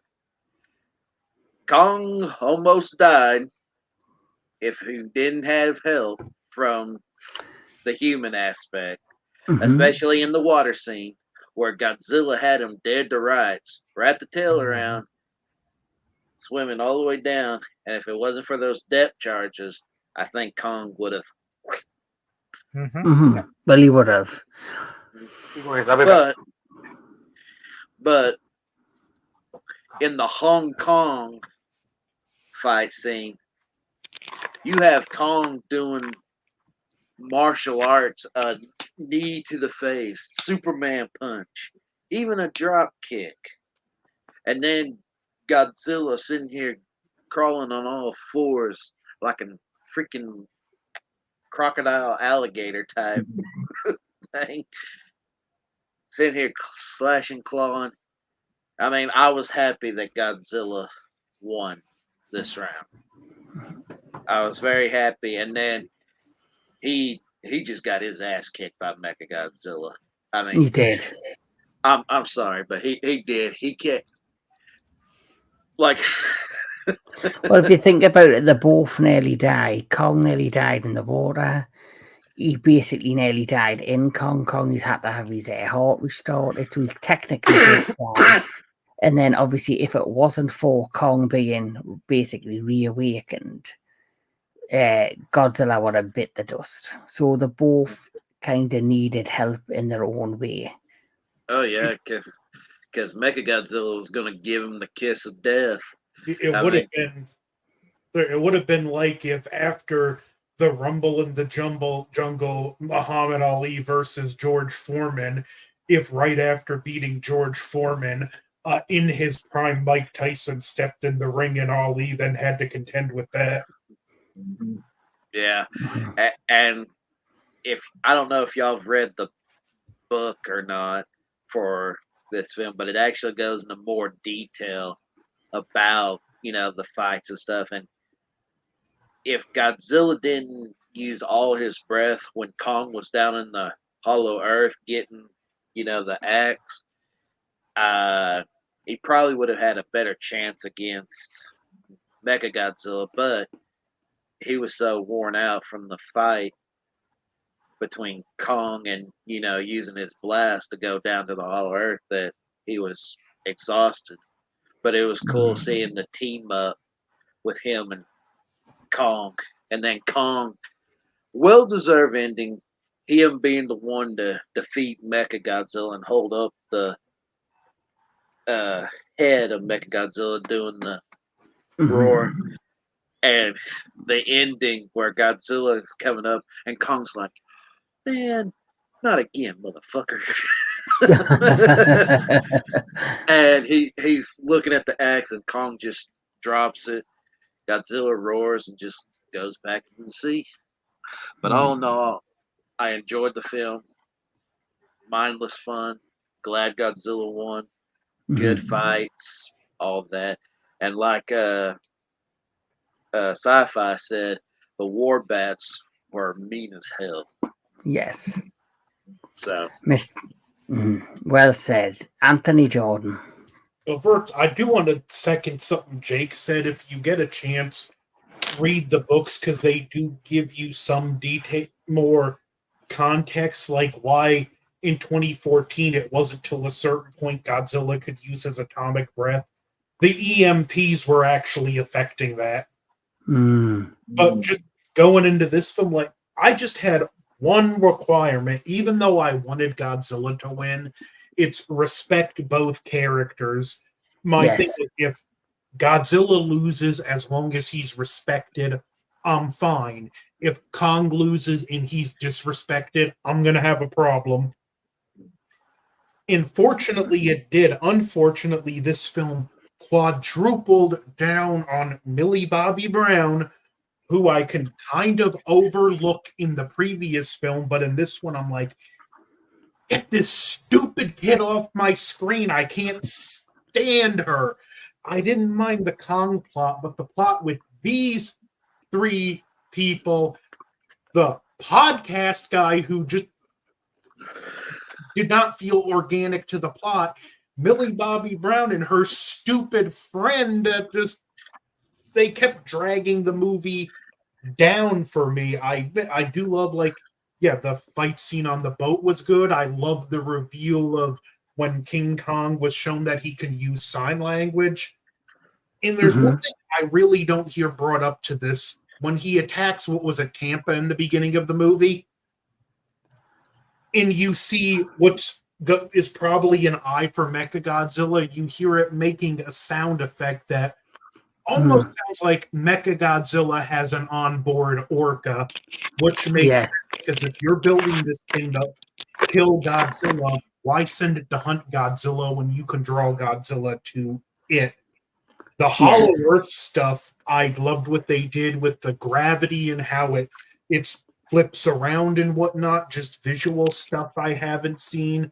The fight was great. I love just the grit and determination of both Godzilla and Kong, that they're just determined to beat the snot out of each other. They keep coming back from each other's best moves, and then Mechagodzilla shows up and just flips the whole thing on its head. And like I said, it would have been like after the Rumble in the Jungle, Muhammad Ali wins, then and in his prime, George Foreman steps foot into the ring like Godzilla had no chance, and even Kong, if Godzilla wasn't there as well, would have had, or if he didn't save Godzilla in time, would have had no chance. Both of them, even though Kong got the well-earned win over it, it took both of them having to work together, and Godzilla did kind of show him a little bit of respect at the end too. So for me, this is definitely the most mixed bag of all the MonsterVerse films, but I'm gonna be honest. This for me is the weakest of the 4 films so far. As much as I like the fact that you're getting the fights that we want, for me, plot-wise, it's the weakest. It's just dumb, mindless fun. Yeah, Millie Bobby Brown just is like she's determined to just drag this movie further down. And you can tell she doesn't even want to be there. It's just a paycheck. I think when she signed on for King of the more Monsters, money the next movie, and they didn't give it to her, so that was kind of good. one thing I'm happy about, the one thing I think is when they signed up for King of the Monsters, I think they had signed up for this one as well, because what we need to remember, because of the box office, what happened with King of the Monsters, if Godzilla vs. Kong wasn't already in production, I don't think it would have happened. It's like similar situation with everyone just assumed that Ferosa, Mad Max Saga was going to be this big hit that would lead into the next film that they've already written called Mad Max Wasteland, but because of the box office not doing well and the film not doing as well, it's very doubtful that Mad Max Wasteland will get made. So the fact that this was already in production, they had to follow through with it. And I think one of the great things that came from the pandemic is that they had time to work on it. Yeah. And not make the same mistakes that they made with King of the Monsters. But anyway. King of the Monsters, I'll just say this, I want to add. King of the Monsters did break even. Yeah. So it broke even. So that gave them the incentive to say, well, you know what? We're already at a point where we can't. We already signed on for Godzilla x Kong. I'm pretty sure they signed on for. Godzilla versus Kong. So they said, you know what? Oh, sorry. Carry on. No. I'm just gonna say the fact that they broke even is what gave them. Okay, you know what? We broke even. Let's take one more risk. Let's do it right this time and listen to the fucking fans. Yes, definitely. And listen to the directors and say, look, I bet you Doherty told them, look, this is why you messed up, because you keep breaking from the humans from the kaiju fights to the humans. So you learn your lesson and do it. We broke even. So I bet you they were thankful they broke even with King of the Monsters. So they were probably already scheduled to start making King Godzilla x Kong while King of the Monsters was probably still in theaters. So they got lucky. If they had taken a loss on King of the Monsters, we probably wouldn't have the MonsterVerse. Yeah. Exactly. Go ahead. And I think what I was going to say is, I think when the trailer hit for King of the Monsters at Comic-Con, and it was so wisely, amazingly praised, I think they put everything in Godzilla vs. Kong straight out there. They just thought, oh, we've got this hit on our hands. Even though I think the head-ups didn't have confidence in it, in King of the Monsters. And then this was put into pre-production right while King of the Monsters was hitting the theatre. And if JVK hadn't been the success it was, because like you said, King of the Monsters did make its money back and made a little bit on top because of physical media and because of streaming. If this hadn't have done well, they wouldn't have done the next film, but they took a risk and it worked. But Mr. Walter Ross, you're next.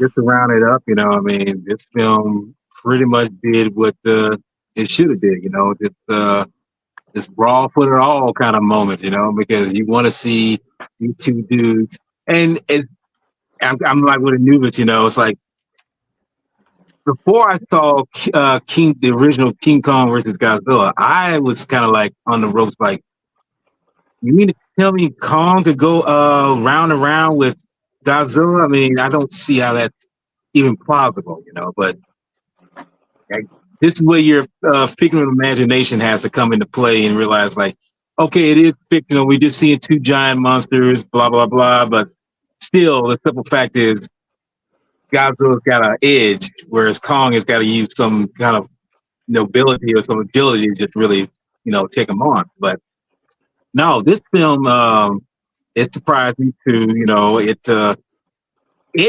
did. And the funny thing is about this film too is the fact that unfortunately, I found out about Mechagodzilla way before it even came out, and some dickhead had told this to another person, and somehow I just got online, and I'm just like, how? It's like, who? How you got your job, man? How you just can't keep nothing on the wraps? Someone leaked the toy photos. Yeah, that's what spoiled it for me. The toy photos. But he could have not shared. But this dude could have not shared this information. But no, he's one of those many dickhead trolls who just doesn't know how to keep silent about them, kind of keep things under wrap. But anyway, the simple fact is, when they do fight, during the sea fight, it's a taste before the main event. Give you an idea what's going to happen, because I'm like, really, Kong could have died right there at sea easily. There's no guesswork on that. Once he's on footing on land, now we can see what his talents really will lie at, And yeah, they do go at it, but Godzilla turns out to be victorious, what he does, And I'm gonna just say this, I think I told this to Sci-Fi. We kind of said this on and on. I kind of told him, like, Godzilla was kind of a dickhead in this, iteration of some stuff. I mean, yeah, before he protected everything, but it seemed like he was more of a kind of a asshole mode, But I figured that there's a reason why he's attacking Kong for a reason. I mean, it's not just so much alpha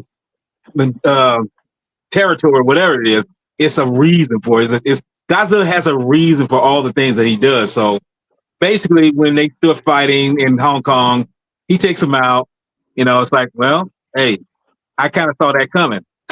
What I didn't see coming was, here comes Mechagodzilla, and Godzilla is pretty much, he's kind of worn out, but he's getting his ass handed to him, as you saw. He's definitely not able to, I mean, he could take him on, but yeah, Mechagodzilla is pretty much ravaging him, And when Kong gets revitalized by the humans, Gia pretty much tell him, Godzilla's not the enemy. He never was.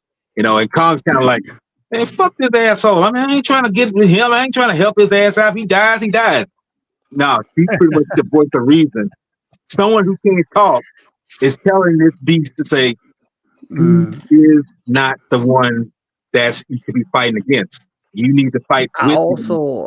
I also think when you see Kong wake up and he looks over at the battle between Mechagodzilla and Godzilla, he realizes that if he doesn't intervene, Mechagodzilla is going to be the bigger threat. And if he allows him to kill Godzilla, what would happen next? Kong would stand no chance. Kong would stand no chance. Mm-hmm. Yeah, absolutely. But but me and Sci-Fi had mentioned before, this is something that I didn't expect to happen. Kong ends up saving Godzilla in this film, which is like, what? You think like he's saving, Godzilla, in this iteration, but he does only because they team up when Godzilla, supercharged Kong's axe.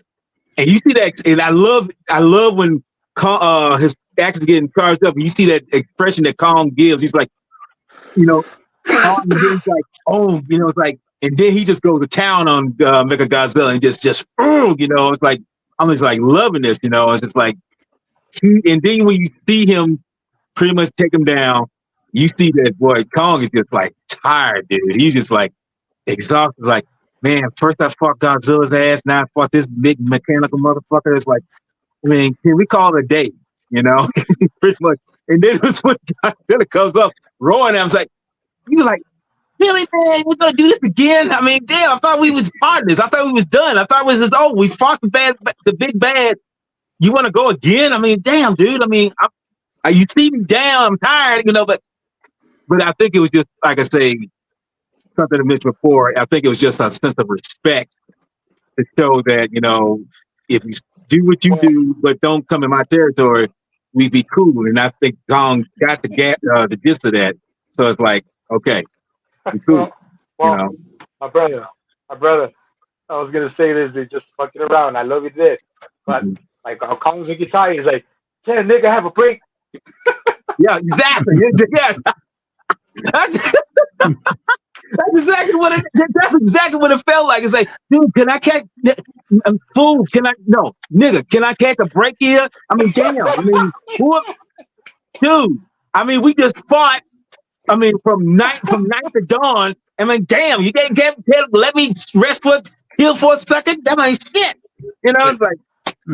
But if you noticed, when Kong stands up, when Godzilla's looking at him, he drops the axe, and then Godzilla's like, "That's right, you drop that bitch, because you know what's happening. if you keep looking at me with that fucking axe, your ass is grass." Yeah. You get that feel from that too. It's like, I mean, he could probably fight, but it's like, you know what? It ain't worth all that. I mean, it ain't worth doing that. It's like, look, you want it down, fine, we're done, because it ain't worth all that. This is your one free pass. Mm-hmm. Yes. Mm-hmm. No, Kong realized it. Kong realized that he realized it. He's like, yeah, it's like he dropped it and claimed that Godzilla is the alpha. So, Right. So I pretty much said what I think of the film. I think, this, where the other three, I think, have better plots, are more grounded and have like more of a realistic tone to them. This kind of goes down the goofy fantasy / over the top proper traditional Showa. This is where we go down that route, the Showa route. So I don't really want to talk too much about the next entry within the Monsterverse, but I do think it's interesting just to quickly bring it up, and we'll all do a quick take on it. And I'm talking about Skull Island, the television show, if you've seen it. So we'll change things up and we'll go the opposite road. So, Mr. Walter Ross, what did you think of Skull Island, the television show? Well, I'm going to have to disappoint all of you right now, because I have not seen this show. I didn't know it existed, to be honest with you. Right. Well, that's amazing input. Let's move next.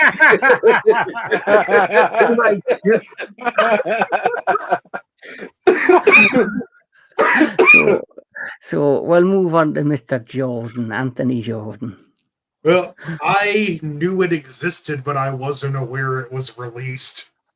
Yeah. Well, the thing is, a lot of people didn't think it was going to get released, because I think 3 years prior, they had announced it. Then a few months later, they showed a little, not a clip, but like an image of the two young characters standing in a giant footprint, which was obviously Kong. And then it went nowhere. And then years went by. A lot of people thought it was cancelled. Next thing you know, within a week, it just suddenly debuted on Netflix. So just to give you a little bit of input into the show, I'll just read a little bit here. So, Skull Island is an American animated adventure television series developed by Brian Duffield for Netflix. It is the 5th installment and the first television series of the Monsterverse franchise, and a sequel to Kong Skull Island. The series was produced by Powerhouse Animation, JP, and Legendary Television, and animated by South Korean studio Myra, with Duffield and Jacob Robinson serving as the showrunners, and featuring the voices of Nicholas Cantu, Mae Whitman, Darren Barnett, Benjamin Bratt, and Betty Gilpin.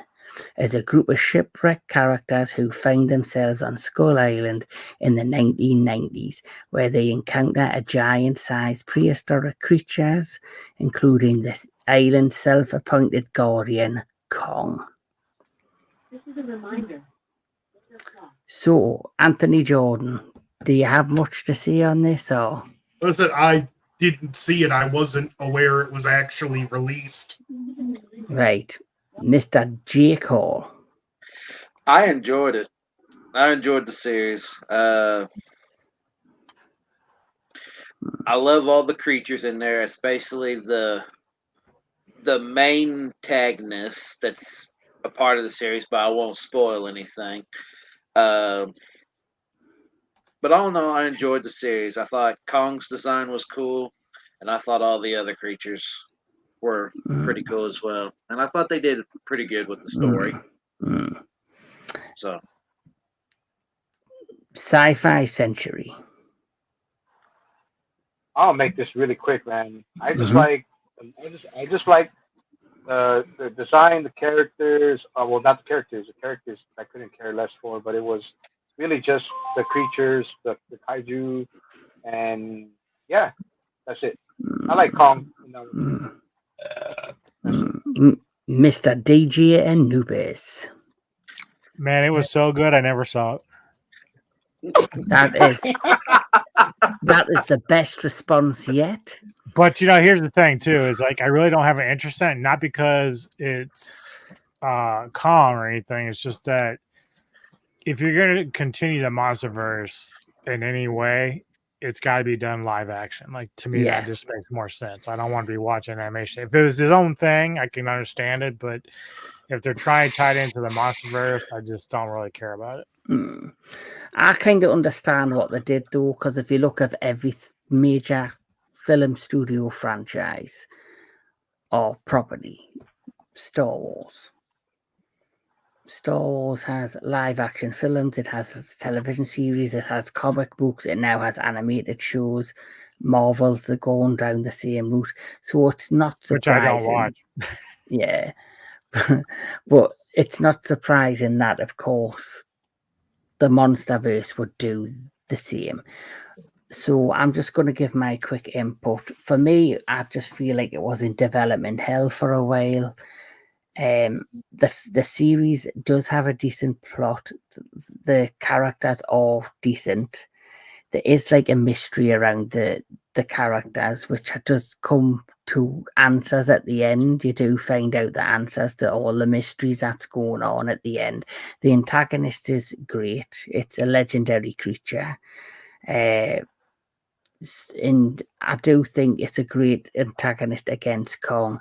My issue is they introduce certain creatures that you'll probably never hear about or see again, like the dog creature that we saw in the series. Kong himself isn't featured that much in the series. He more or less takes a back burner to everything else that's going on. So for me, it's a good little anime show. It's a one and done. I don't think they'll do a second series.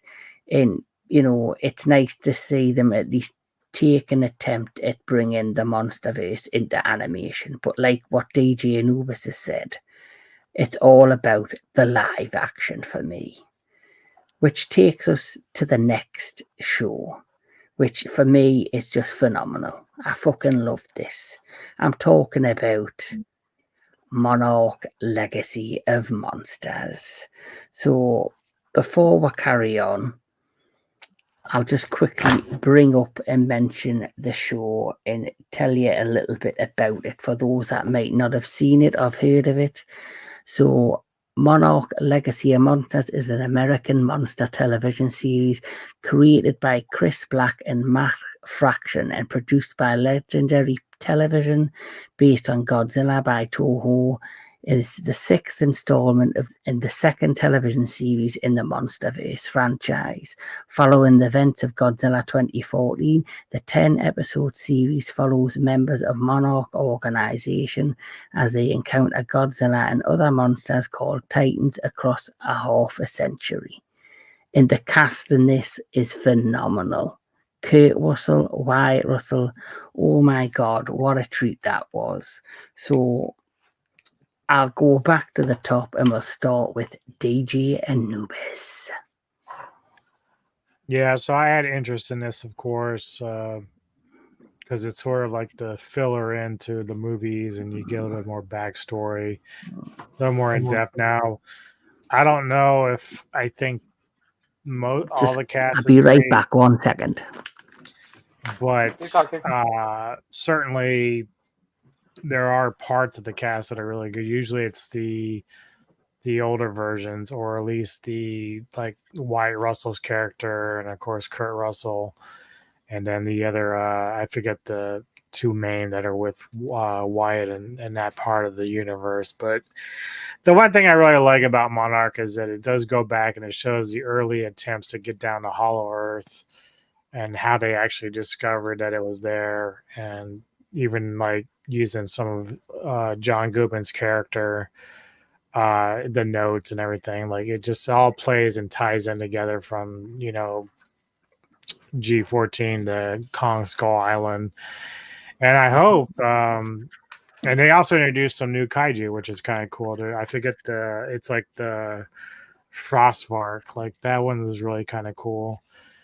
But I'm hoping that once they go and do another season, hopefully that they kind of continue to do the fill in for as long as they can with the Monsterverse, because like depending on how many movies they do, and if they decide to do the series throughout the whole thing, then I would like to see that, because I think it's a nice way to kind of fill in the blank. But I mean, people shouldn't get too, I don't know, I don't want to say don't get too excited, but don't, like, going into the series, it's more about the character development, the characters surrounding it. So it's the very thing that you probably don't want if you're a kaiju fan, but for those that are kind of interested in that part of it, like I am and Neko, like it's kind of cool to see that. Out of all of the properties within the Monsterverse, this is the most character driven. And I think it's easily able to do that because, not trying to build a character story and have the balance of a character story as well as monster action. This is a series that takes over 10 episodes, where a film's 2 hours to 2.5 hours long. So you've got to, put your space in and fit it all in wisely. So that's why I like this, because of the story, as well as you did get glimmers of great kaiju action. And some of the scenes, especially the back scenes with Godzilla, and you got to actually see the events that was transpiring, that you see at the beginning of 2014. It's just fucking phenomenal how they did that, and it fits in the scenes on the San Francisco bridge. Like, when he burst through the bridge, you didn't see him look at the school bus and see the characters from the show looking up at Godzilla from the school bus. It's just the detail and the how they've added it all. It just adds that extra space to the Monsterverse for me. So next we'll go to Sci-Fi Sentry.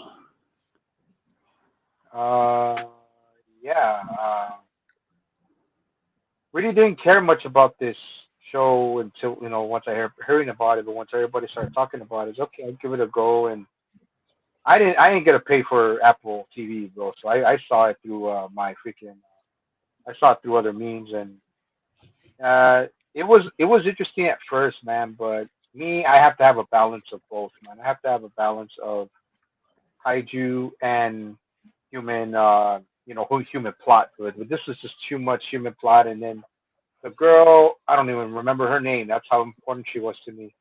That she starts off interesting, but then she's the biggest fucking hypocrite. She's the biggest fucking hypocrite to her father about, oh, my father cheated. Bitch, you're cheating on multiple bitches. So why the hell are you fucking worried about it? Why are you pissed off about it? And May, I couldn't stand her ass, man. I couldn't stand that girl. And Kentaro, is that her name? Kentaro? Kentaro, he was a pussy. Kentaro, Yeah, yeah. I mean, I actually had more sympathy. I actually had more sympathy for him than either of the other girls, man. I mean, Well, even her mama. You probably won't next season when Kate steals May from him, which is clearly Yeah, where they're heading. I did like yeah, that's what I'm saying. the tie-in to Apex though. Yeah, yeah. Well. Here's the thing. I did enjoy. Uh, of course, Kurt Russell's character is always great. I really adapted more and was attracted more to his story, and then to even young Randa, what's his name, Will Randa or Bill Randa or whatever. Uh, he they were more when they went back in time. I was more invested in those characters than I was in the Yeah, the young ones I could recent give a red characters. pass about. Yeah, like I couldn't care less, man. But her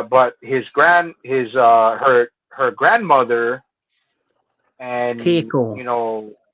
Yeah, Keiko, she was really, one of the ones I really did, I really did like, not because she's freaking beautiful as hell, but she the story was Neko, how's it going? Oh no, that's a cat. Sorry. What do you call it? No, yeah. My bad. Yeah. Yeah. It's Sorry. a different kind of pussy. No, but yeah, Keiko's character, Kurt Russell's character, and even a young Randa's character. Those are the ones I really did connect to. But I couldn't care less about the other younger characters, man. And the last battle with a lot of the kaijus were cool. Some of the kaijus that came out, and then the Ion Dragon, and then Godzilla coming out a few times. But they went back to the whole story where Keiko's crying because Keiko's crying because she thinks that Godzilla's gonna die when actually he's just gonna get powered up. And they go back all the way to 2014 where they did about that what's it called, the Operation something, I forgot. And the Bikini Islands or whatever. And yeah, and then at the end, watching. I think it was it not Operation Hourglass? Operation Hourglass. I thought it was Operation supposed to be Lucky Dragon. Yeah, Lucky Dragon. There you go. Yeah, but yeah, that's what I liked about it, man. And then of course the last fight, it was okay fight, man. But they could have given Godzilla. A much stronger, much more frightening, nemesis or rival than just the Ion Dragon. Well, that's don't forget, the original idea was going to be Rodan. They were going to have Rodan be the Ion Dragon, but they didn't. It's legendary, and also it's Apple. They didn't want to cough up the money for Rodan. Also, it would have been interesting. Yeah, but it would have also been interesting for them to see and explain how Rodan ended up hibernating in the mountain. Scared of another whooping. Mm-hmm.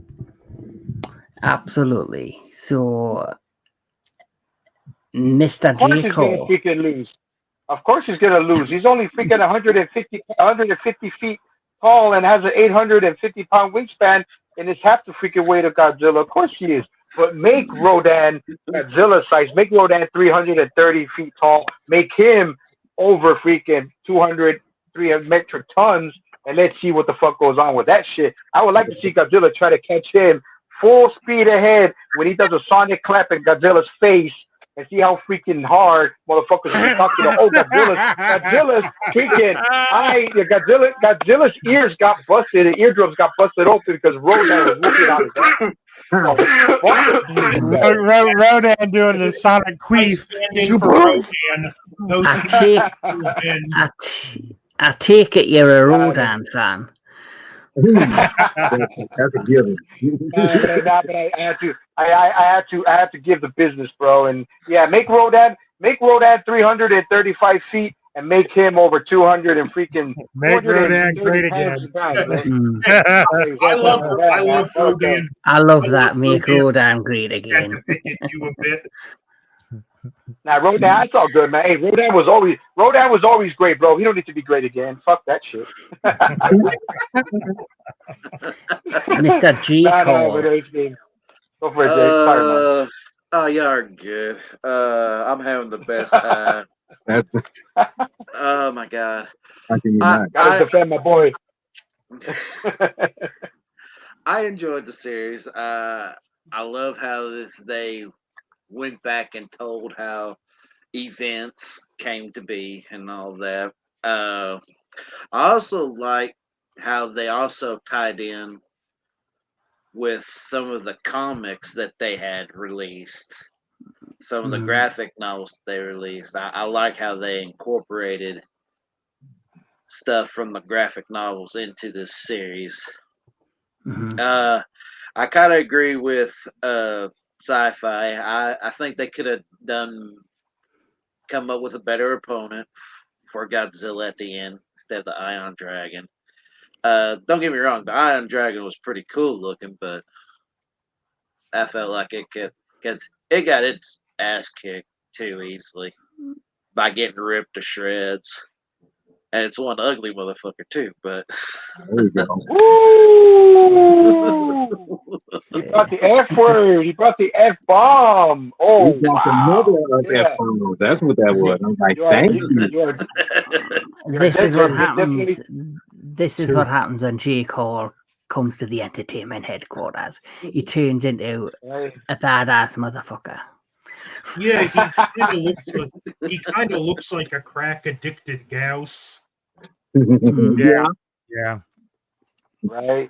And Rodan would have lasted way longer and would have made the smart thing to do and retreat and live to fight another day. Wait a minute. Are we sure? 'Cause he bowed pretty fast when it came to Godzilla. I mean, he was like, I'm your mister. Yeah, mister. Master. Anubis, he would have lived to kneel another day. yeah. So, Anthony Jordan. I hadn't seen it because I wasn't going to create an Apple account just for one show. Not a problem. And I'm assuming just looking at that fucker's face, he hasn't seen it either.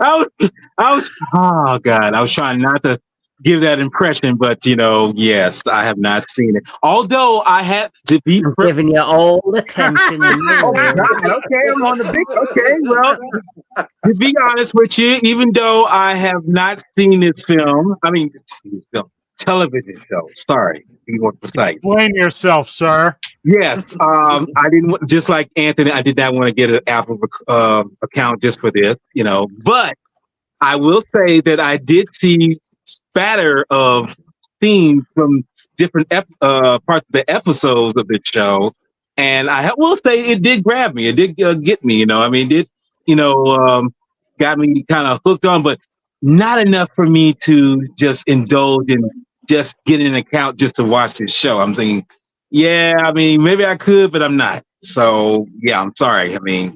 There you go. Well, that was riveting. That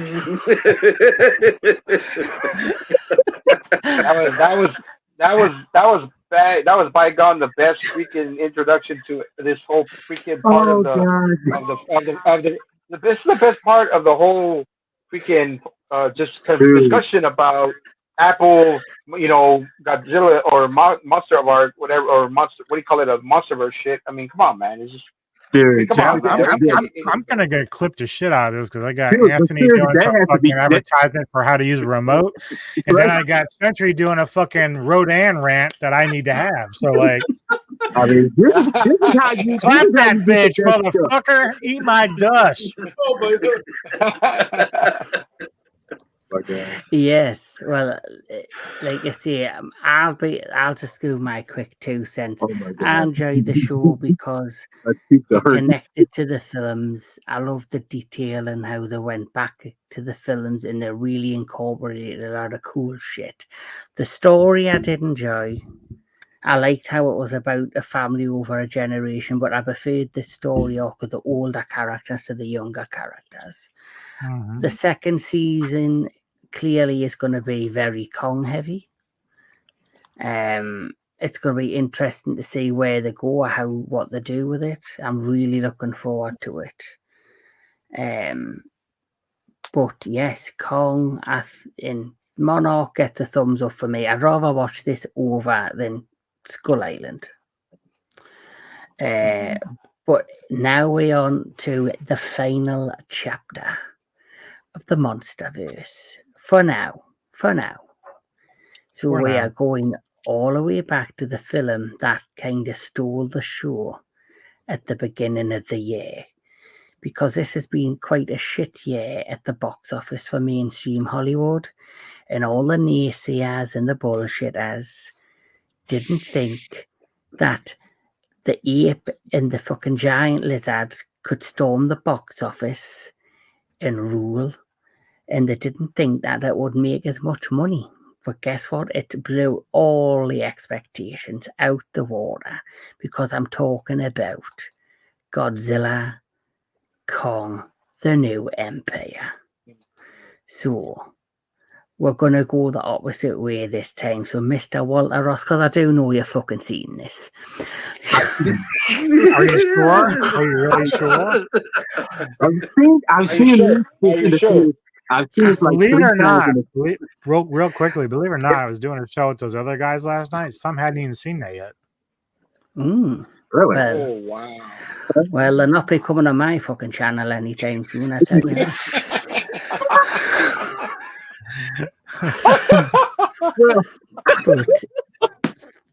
But anyway, Mr. Walter Ross, can you give me your thoughts? Okay, well, let me stop laughing. Okay. No. This was a mixed bag of just fun time, you know. I mean, this was actually surprisingly, this was probably the most balanced, as Thanos said, like everything should be, well balanced. Had a balance of the kaijus and it had a balance of the human beings. More kaiju or titans than the human beings.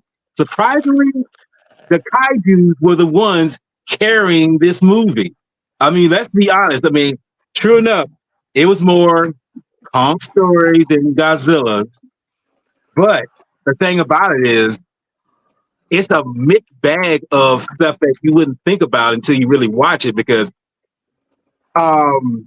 look at Kong's situation and look at Gia's. They're almost kind of equal in a sense because both are loners in terms of they don't have no other, you know, people of their kind involved. You know, Kong is, you know, he pretty much feels like, okay, I'm the last of my species. So, okay, Gia is experiencing this same exact thing because, you know, he said she doesn't know her place in the world. You know, go figure that out, you know, but something brings them together where Gia gets this feeling that, okay, this signal in her head and it's telling her to go to Hollow Earth, whereas Kong is the same way, only because he comes to the surface because he's got a bad tooth. And by circumstance beyond their control, they come to meet or come into contact with their origins of people, you know. Gia more, you know, calmly. Kong, he gets roughed up with these pre-made motherfuckers coming in him hot, you know, with Suko. You know, you figure like, okay, he sees them in a shadow coming down, you know, it's like, okay, he's a little baby, you know, he's gonna, you know, try to say, hey, I'm friendly and everything. Bites his hand and he's like, you little shit, you know, you're running after him. Then he sees this bald, hairless looking motherfucker, look like something out of a Congo kind of primate. And he just like, wait a minute, what? Who's this? And then there's somebody else. And then these two others just rush him. And it's like, you ain't taking me down. So he takes them, you know, roughs them up, you know, knocks them out, you know. So it's like, okay, you figure like, he's pretty much got this. What I did not expect that was coming up, I was kind of like, this little son of a bitch was not going to do this. He did not do this. He tries to attempt to jump Kong, Suko, and he thinking like he doing something, and I'm just like, that's got to be one of the funniest moments in the Monsterverse history. I didn't expect him to do this. I was like, Kong's got this baby. He didn't just like hand his ass to him. He uses his ass to hit the other Kong like apes and just whip him around. It's like and still really thinking he's got something. Like, no, I'm gonna show your ass. I'm gonna show you that don't step to your elders like this, you little shit. And he just knocked that one guy. He just throws him. I was like, dude, come on, man. I mean, this is not how you're supposed to meet up with your people. But have somebody try to gang you, you know? It's like, dude, that kind of mess right there makes you wonder, like, how's the rest of this film going to be? And the rest of the film is just like, wow, it's just layer and just fun times. And the fact of the matter is that, like I say, we have time with the humans, but you got more invested with the Titans than anything, especially with Kong, when he finds out he has people and they're under tyranny. And it's just like, whoa, you know, it's like he's got to break them out. And the fact that this comes to blow with the person that's holding them down like this, and how it gets wrapped up, I won't say too much because I want everyone's thing to put in there. But the fact of the matter is that this film is pretty much just a grab bag of just fun stuff. And I'm just like, man, I just wish that it could have been a little bit longer. But I mean, I think it said enough what it did. And whatever comes next, hopefully they do it justice, because this one right here is just silly, outrageous fun. It's not taking itself so seriously, but it does have fun doing it, and it was entertaining. So hopefully whatever they do next with it, hopefully they do it right and showing more Godzilla for that matter. Mm-hmm. Right, Mr. Anthony Jordan. I was kind of apprehensive about this one because, as you said, with Godzilla versus Kong, I thought it was the weakest one due. So I'm like, I'm not too sure about Adam Wingard directing again. And I went on I watched the first teaser title reveal, and other than that, I went on a total blackout, even though I had some stuff spoiled for me. So I went into the movie pretty blind. And, I had a shockingly good time. I loved the music in the film. I never would have believed in a million years I would be sitting in a Godzilla movie that had both an Elvis and a Kiss song playing. The characters, while they were nothing spectacular, weren't annoying. They did what they had to do. They even made the annoying podcast guy from Godzilla versus Kong a lot better. King Kong, Kong taking child abuse to a whole new level, and I love how it just keeps building up and showing more. The reveal of Shimu, who's not really a protagonist, this tortured creature. And a friend pointed out when I had my accident, he's like, "You look like Kong after he got blasted by Shimo," and I got to admit, I can never look at that scene the same way again. Like, whenever I watch it, I'm like, yeah, I know how much that has to hurt.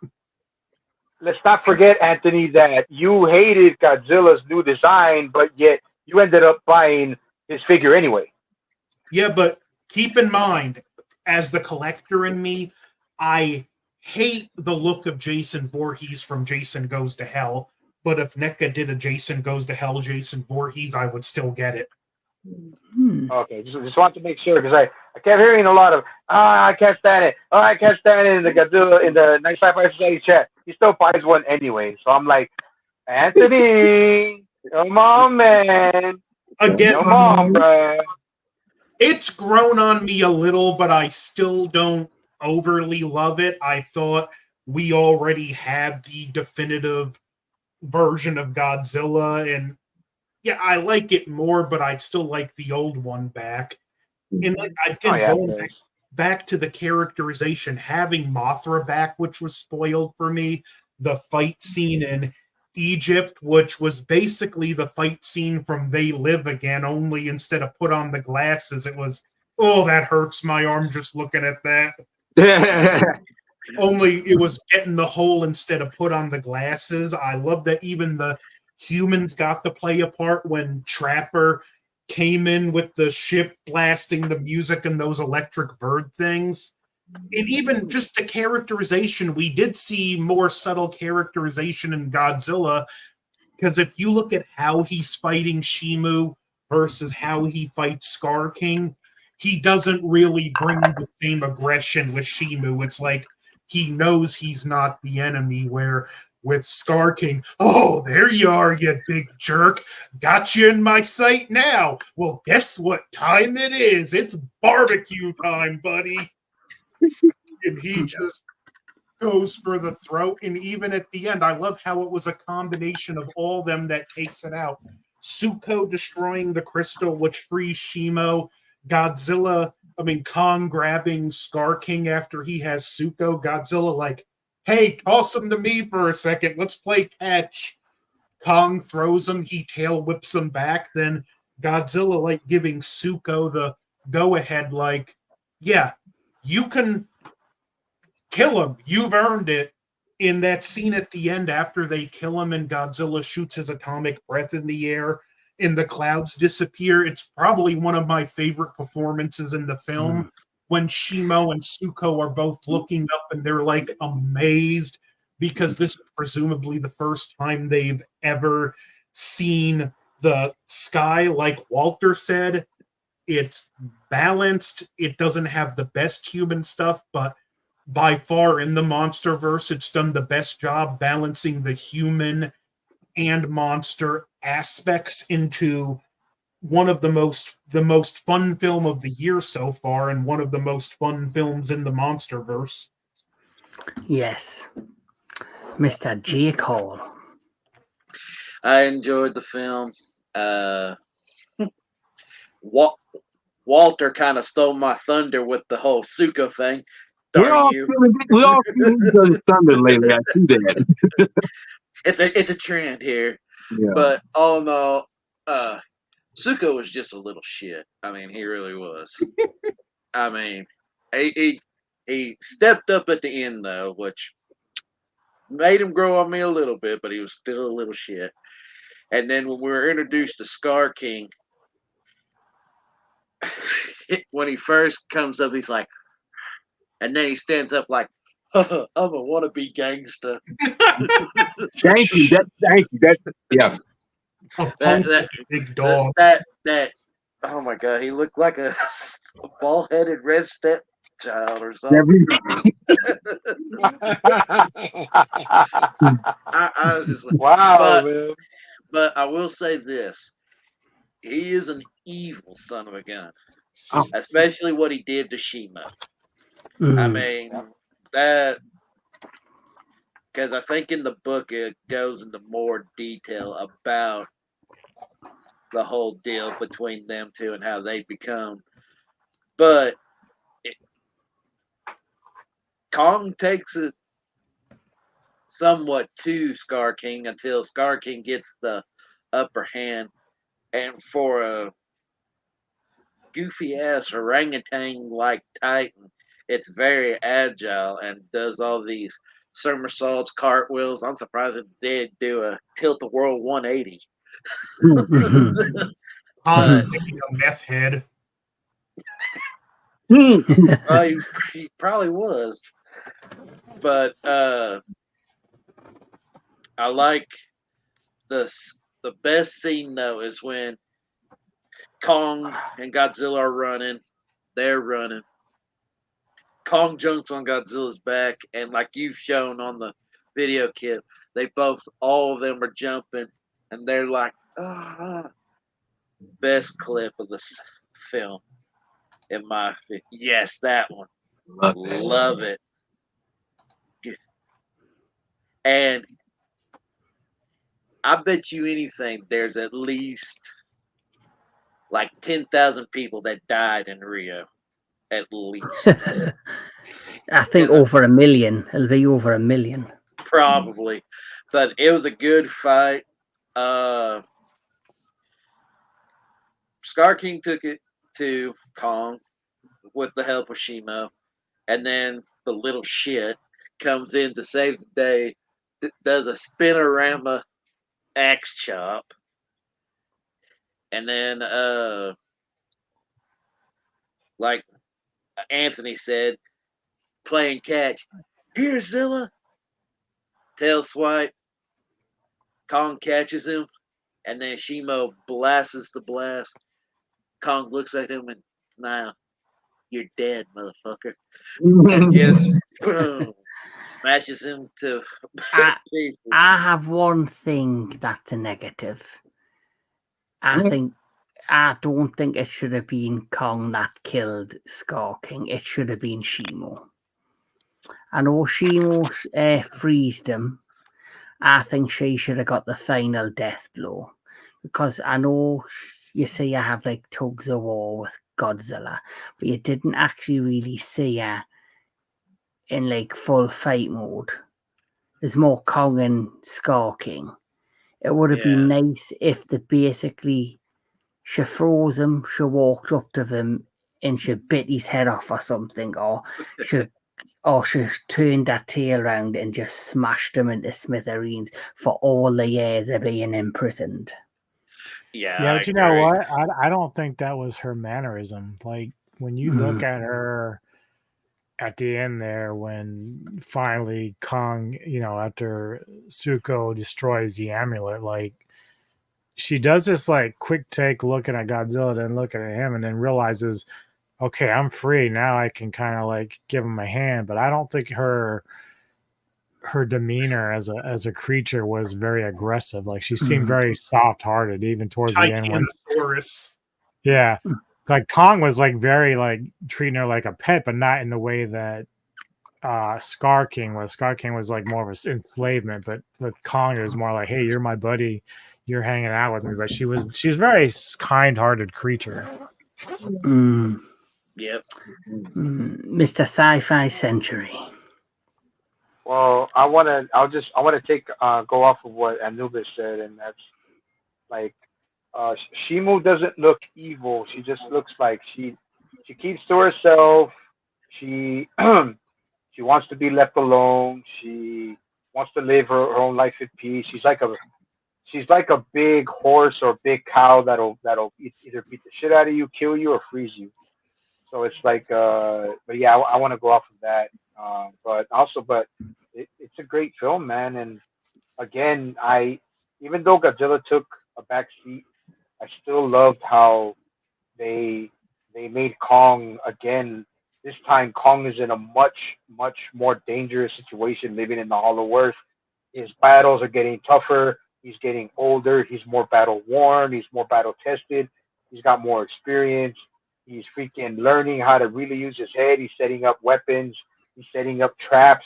He's freaking really like adjusting to life in the Hollow Earth, and yeah, he's a badass. He's a badass again in this movie, man.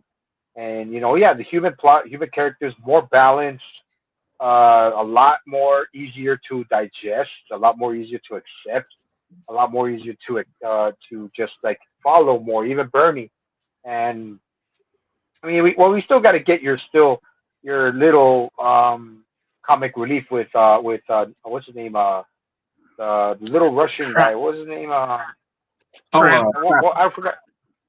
Yeah, him. Like, I mean, he freaking dude, Mikhail. Dude, when he gets waxed, I'm like, thank God, man. Thank God. But Mikhail was Scottish. Yeah, He's played by an actor called Alex Fern, who's known on British television. Oh, that's cool. No, yeah, but I mean, as far as the character shit, I'm glad when he screams so loud before he gets waxed, he's like, I'm in charge. I'm like, oh my God, dude, I was so glad he was gone, dude. I was so glad he was gone. And then, but Eileen Andrews doing good. Rebecca Hall, Gia, Kaylee Hoddle, the guy, Trapper, all great.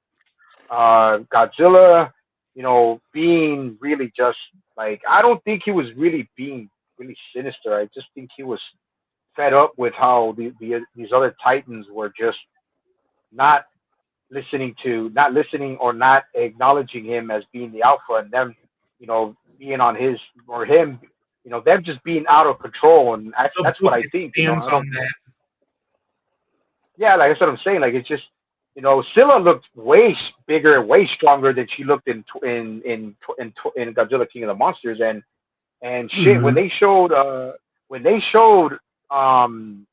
Tiamat for the first time on film, I was like, whoa! I was like, Tiamat looked savage, dude. She looked freaking ruthless, and I was like, man, and you want to see more of a battle, right? But there's time constraints, there's time limits you got to do, and I honestly could have thought that Tiamat could have given Godzilla a little bit more of a fight, but it's Godzilla, and he's already supercharged so much that he's got so much radioactive radiation and nuclear fission going through his body that it's even Tiamat wouldn't be able to survive that long. But all in all, man, it was a great film.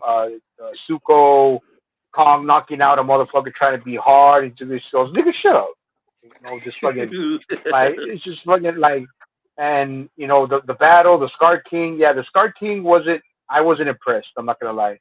He came out looking a little like evil, and I'm like a hopped up Jim Carrey on steroids, and I'm gonna fucking I got a whip, and I'm like and all that shit, dude, and the whip. I mean, the way he had Kong in that chokehold was like, that was pretty fucking cool. But Kong, dude, Kong was just so like you could tell Kong was way more battle tested, way more experienced, way in better shape than all of these other great apes that have been locked up in Yeah, he was like the Brock Lesnar of the apes.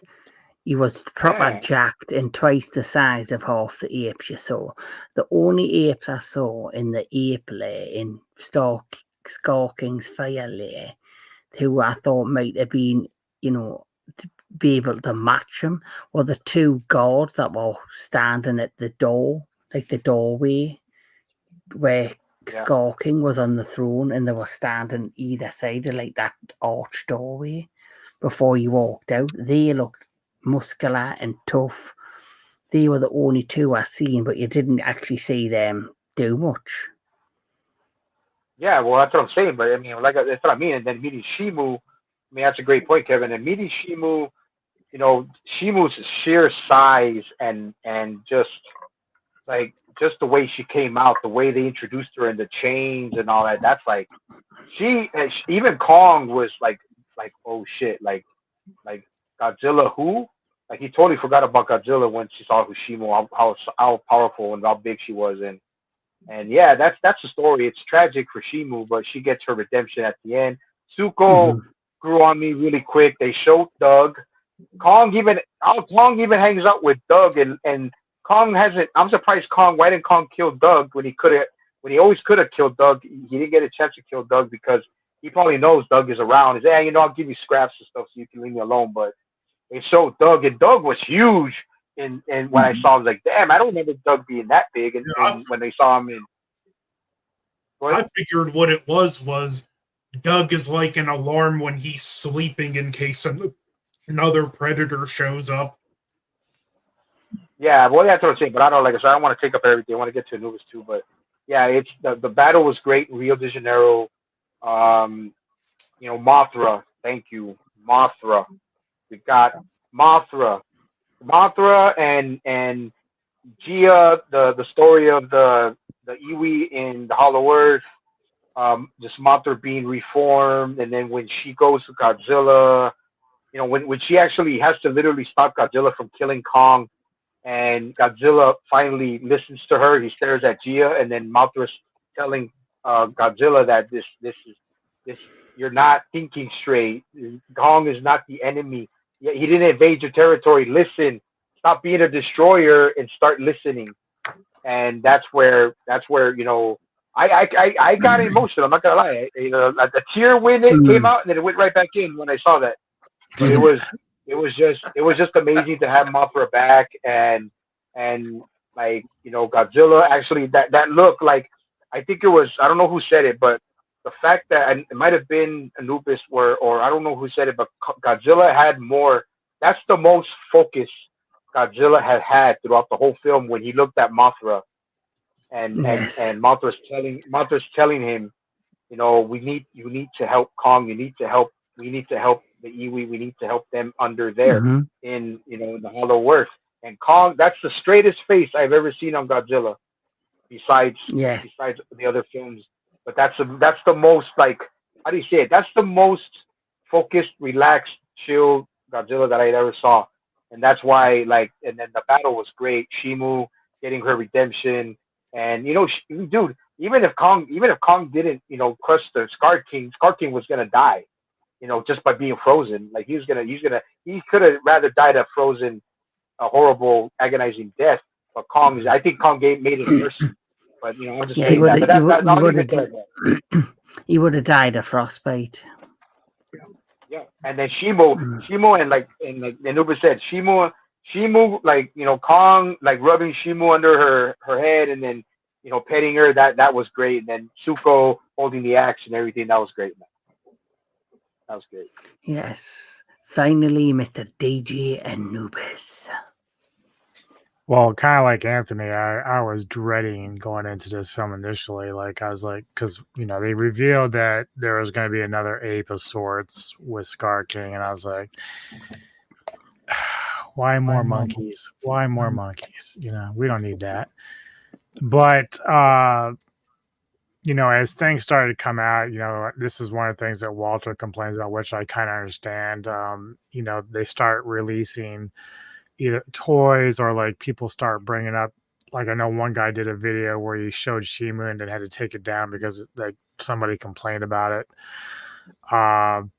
But when I started seeing like these other creatures, and I think Kevin and I were watching one of the trailers, probably the second one, and you had to first look at these like blue eyes in the darkness with shooting a ray of something that we didn't really know at the time, but we knew there was another creature. This was kind of playing off of like the mystery of like Mecha from Godzilla versus Kong. And then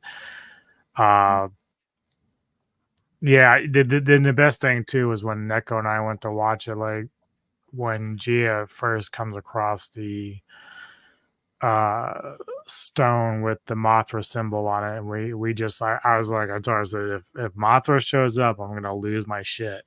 Because we've been kind of waiting since her death in King of the Monsters to kind of make another appearance. But I did hear this is fact, okay?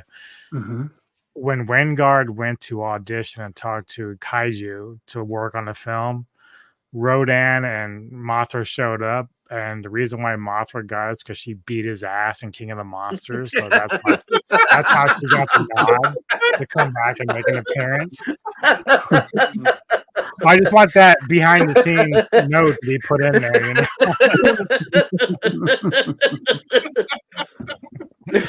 I can take it. I can take it. Just clap back, baby. Just clap back.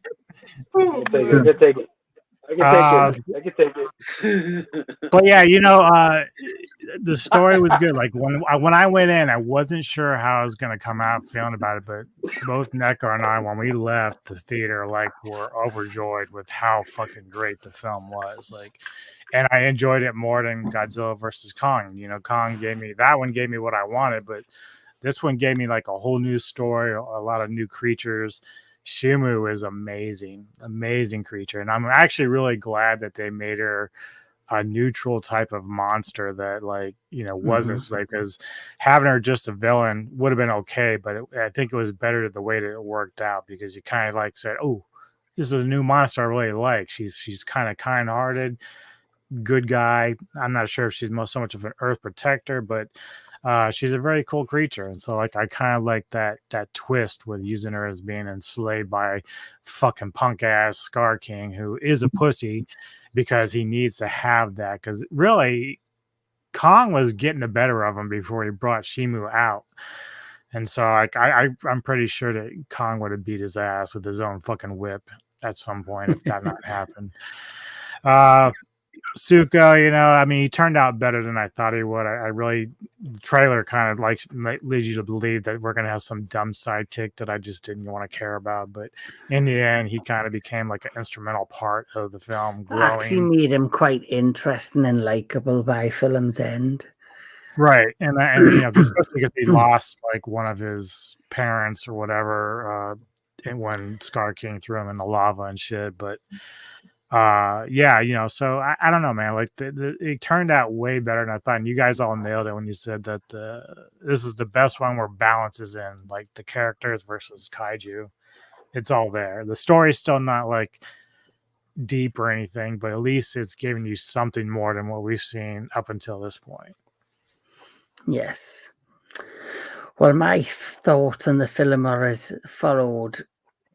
If I had to rank the films in order, the Monsterverse films, and I'm just doing the films, it would be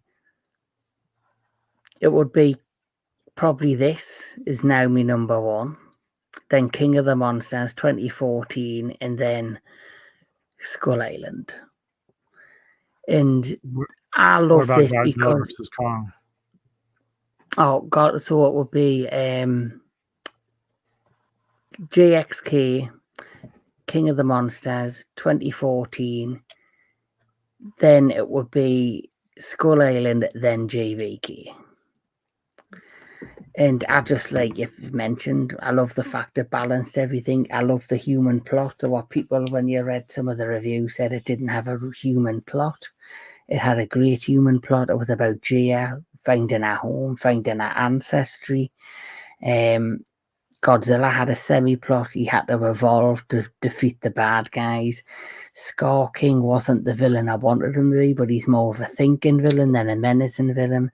Introducing an original Titan like Shimo, who was just looked beautiful and had such a sympathetic story. And introducing Suko and Kong, now his story's kind of come to an end. He's now found a tribe. He's now found a home and a people, because that's all he ever wanted. So the next film hopefully is going to be more Godzilla heavy. But all in all, for me, this has been one of the highlights of the year. Unfortunately, like everyone else, Shimo was spoiled for me. Mothra was not spoiled for me. That was an amazing surprise. I thought the casts were great, and I would like to see him cast back in the next film.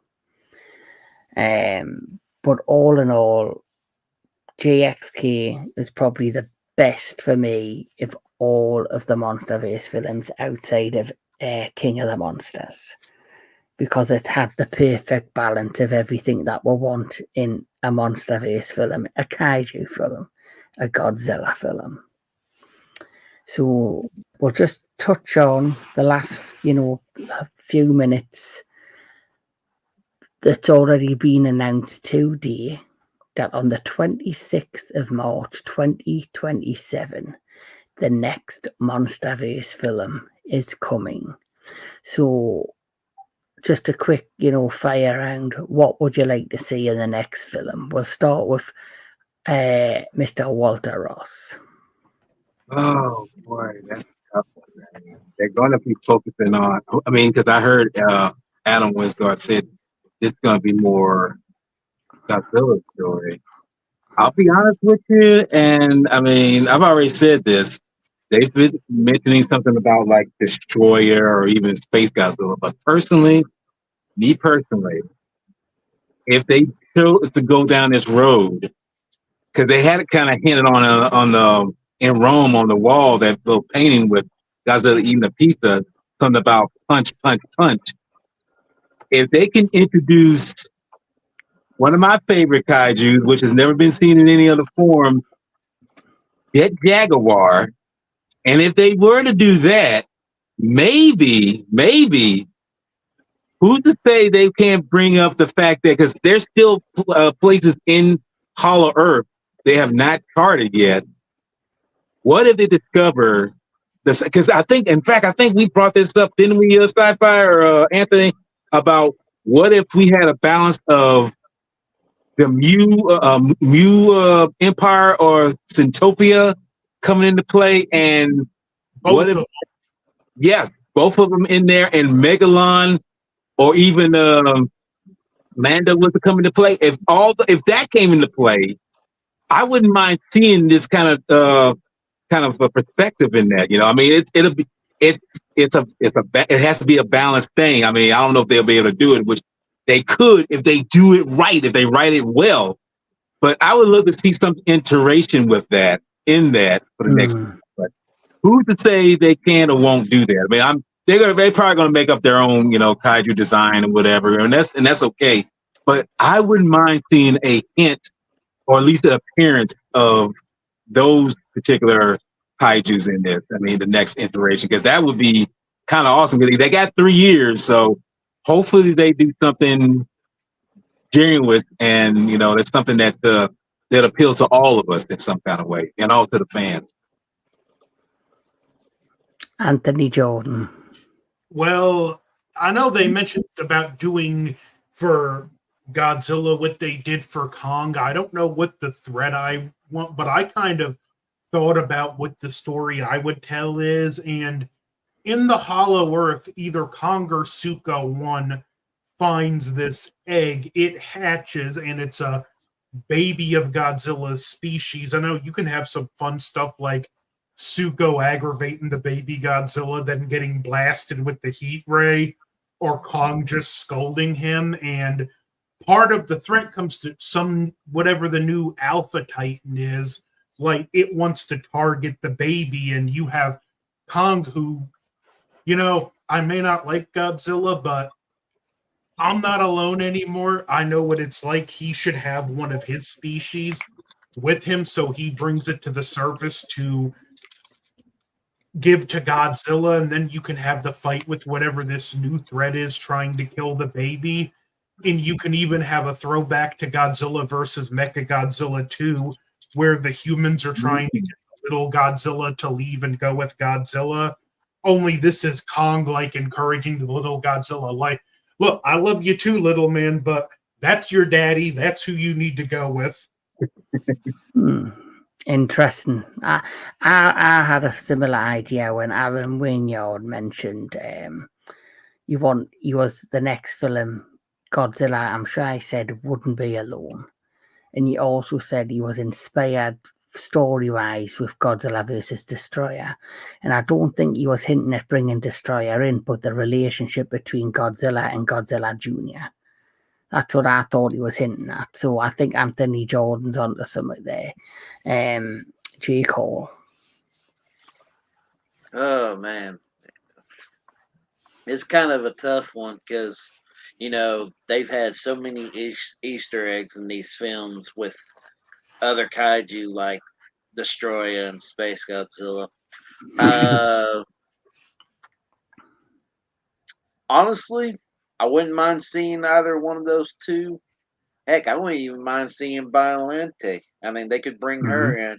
But in my honest opinion, I think there's going to be a new Alpha Titan that'll probably come into play.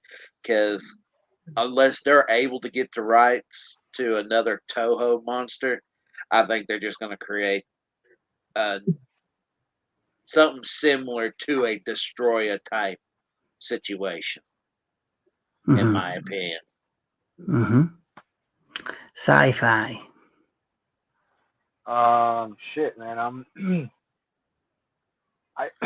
I mean, of course, I want it to be, of course, Godzilla, more Godzilla heavy, and you guys have made a great bunch of points. Like I would say, I mean, they already went with the Oxygen Destroyer in 2019, and it's based on the water, so they could come up with Destroyer on that, and and yeah, yeah, it would be cool to give Godzilla, a reason to keep being the alpha. Maybe he gets tired of it. Maybe he's like, man, because I don't want they kind of make Godzilla seem like he's just a robot, not a robot, but like he's a lone wolf. He's like, nah, his life is gonna be alone. He's lived for who knows? He lives for freaking centuries or even millennia. So it's like, yeah, but give him something. Give him and if not a younger version of himself, but give him maybe a mate or something. I don't know, man, but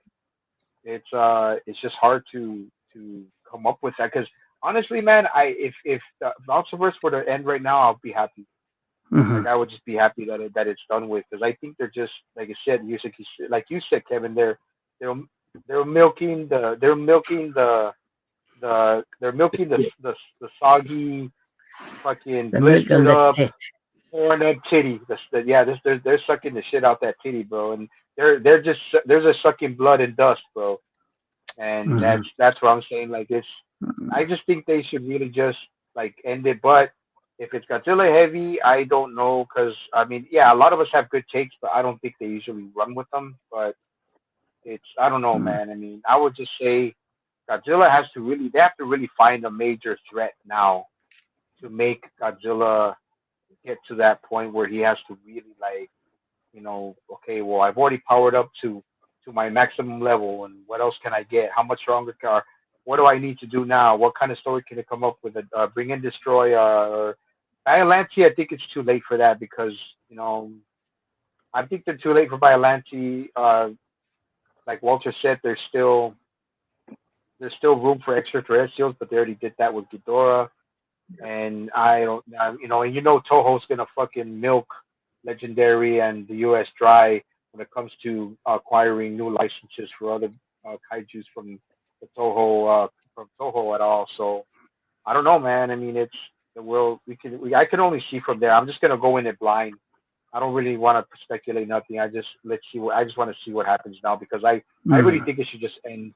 I really think it should just finish. DG Anubis.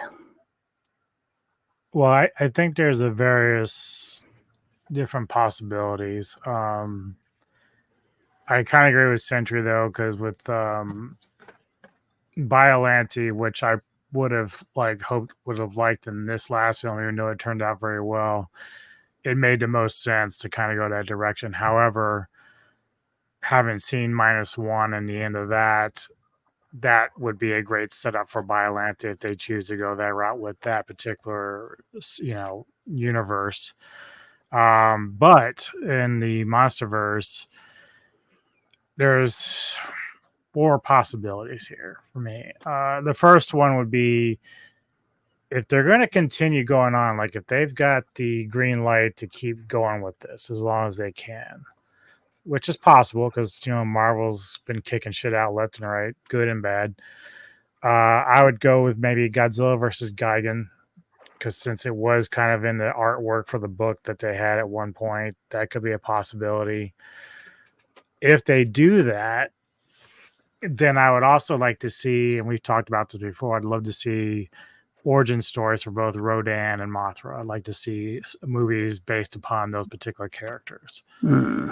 If they're just going to go one more and that's it, then you got to go big. You have to. And the only thing you can go is up. You have to go Godzilla versus Destroy. You just have to do it. You have to give him his toughest blow and go big and go out like that. That's just how it's got to be. And it makes the most sense because, if we're talking about maybe a possibility of like a younger Godzilla, then that would make sense. Like, there's got to be somebody to carry on that torch if Godzilla happens to die. So it would not surprise me if they ended this with Godzilla's death, but a heroic death, like what they did with Godzilla versus Destroyer. Because how can the Monsterverse continue if Godzilla dies? They would have to bring in an alternative, which would be a younger version. Right. Yep. But that's pretty much where I'm at. I mean, if they're not going to go super big, then I'd like to see 3 more films with 2 of them being origin stories. Or part 1 and part 2 final. Yeah. As for me, first things first, when it comes to Legendary and the Monarch show, I think that's going to be very Kong heavy, and I think it's going to show the origins of how Monarch got the Apex facility outpost on Skull Island. They've hinted at spin-offs. They said they're doing spin-offs. I think one of the spin-off shows is going to be a Hollow Earth series, like something like the Bad Batch, a team of misfits that are exploring and researching the Hollow Earth. I think that's happening. And if they do that, they could introduce so many different kaiju. As for the films, I've got 3 ideas. Number 1, introduce Hedorah. And how you could introduce Hedorah is that all the pollution and all the crap from the surface world is leaked through into the Hollow Earth and stockpiled in some area, in the uncharted, unresearched Hollow Earth energy brings it to life. And it becomes a threat not only on the surface, but below. And that will give you another Godzilla and Kong team up. Another idea is animal cruelty, because it was suggested in Monarch, the series, that Apex were doing animal testing. So who's to say they've got an innocent Titan that they're doing all this experiment on, and it turns out to be Gigan. And then they could also show the government, because they hinted that the government are trying to get their hands on Monarch. They could show government creating more tech, which could end up being Jet Jaguar or Mogira. Or the last story idea I've got is, if they're not going to pay big for Destroyer, they need to bring in a Titan that's just as formidable. And they could bring in a Titan that's known to kaiju fans but has never made an appearance on screen. And Jake had the figure before, Bagan. They could bring in Bagan as another extraterrestrial threat. Because you could have said this: Ghidorah was sent by an alien race to terraform the Earth. He's failed. So instead of terraforming the Earth, they want to just destroy it. So how did they destroy it? They sent a nuke, and the nuke's in the form of Bagan. Or if you want to go Sentry's route, somehow find a way to tie in Titanicus. But they would have to talk to Titanic Creations, because that's one. And I'm sure they would jump at it, though. I mean, how exciting would that be? Yes, 100%. But anyway, there's some ideas from me. This has been nothing but a blast. It's been amazing doing a Monsterverse retrospective, talking about all the films, all the shows. Getting all you guys together has been a blast. And I think, the future's, I think the Monsterverse still got legs. Maybe 2 more films and a couple of spin-off series, but I think it's still got a little way to go before it ends. So before I end it, Mr. Anubis, have you got anything coming to the channel, the Metal Tavern Radio? The most notable thing is tomorrow, 4 p.m. Eastern, my time, we will be reviewing The Crow with Mr. Ross down there, and Sentry as well. And if anybody else wants to join in, they can. But Mr. Jedi there had just now got a chance to see it a few days ago, so it's gonna be interesting what his opinions are about the movie, because it's one of my all-time favorites, of course. So that is tomorrow. So anybody, I think I'm gonna go ahead and do that live. So we'll probably go ahead and let people come in and chat with us while we're done. I'd like to get in on that. All right, I'll send you a link, brother. So yeah, that's pretty much it right now. I got some stuff coming up, but I haven't really looked at the calendar yet to solidify anything. Mr. Sci-Fi. Well, I just got a shot next to my ass, and it's fucking hurting right now. And but yeah, besides that, I bet it was from Mothra. Yeah. Yeah, and I've been getting Rodan bashed, but no, but I got. As you guys can see, we just did an Aliens live stream that's got almost 300 views, and I got the Predator coming, and then DJ, Kevin, Walter. I already got with D-Film Fanatic, and he's gonna really try to get on with Oh, Predator, that'll be and he's good to definitely see, D. yeah, yeah, he's gonna get on Predator, and he's gonna try to get on Predator. But as the Crow comes, when we do the Crow on my channel, he's gonna definitely jump on that. And I told him about Fist of Fury. And bringing back the consensus crew live stream. So that's what I got so far. And as you guys can see, you guys already saw the Sci-Fi Society. I got what do you call it? After Predator, got Underworld, got Pitch Black, The Crow, Event Horizon. But I'm not forgetting Conan. I'm not forgetting Conan the Barbarian, and also some got to finish up some one-on-ones and yeah, I get with Anubis for one-on-ones. Especially, I have to finish one-on-one with everybody here. But that's so far what I got right now. D Film Fanatic is still in the loop, but remember, Kevin, D, Walter, we're gonna run. We're gonna run the Crow and Predator. Hopefully, hopefully within the next 2 weeks, 3 weeks. So I'll keep everyone noticed. Awesome. But that's unnoticed. That's what I have so far. Mr. Anthony Jordan? Well, I just finished watching the last part from my Gundam Seed retrospective and recording the last video. The second to last video is edited. I just need to upload it, and I need to edit and upload the final part, and then back to my Godzilla retrospective. And since my hand's feeling better and I can use it more, back to typing my When to Go story. Yeah, don't use it the wrong way. Don't use it the wrong way, Anthony. Yeah. I personally use my left hand, but that's a different story. Okay. All right, left hand's only for pussies.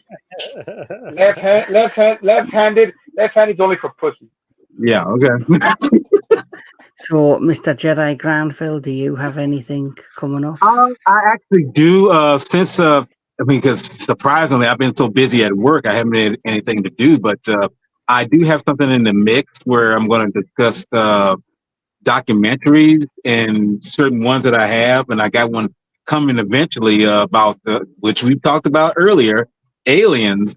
That's going to be, discussing, but basically, I'm just going to be discussing the topic of very good, well-structured documentaries that talk about films that we as fans grew up with, and just kind of discussing, just kind of do a roundabout discussion. Talk about it and discussing it, because I want to show that these are the things that kind of keep those films that we love so much alive.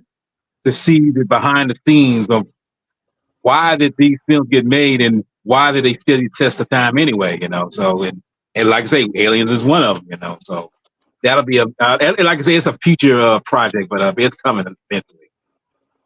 Nice.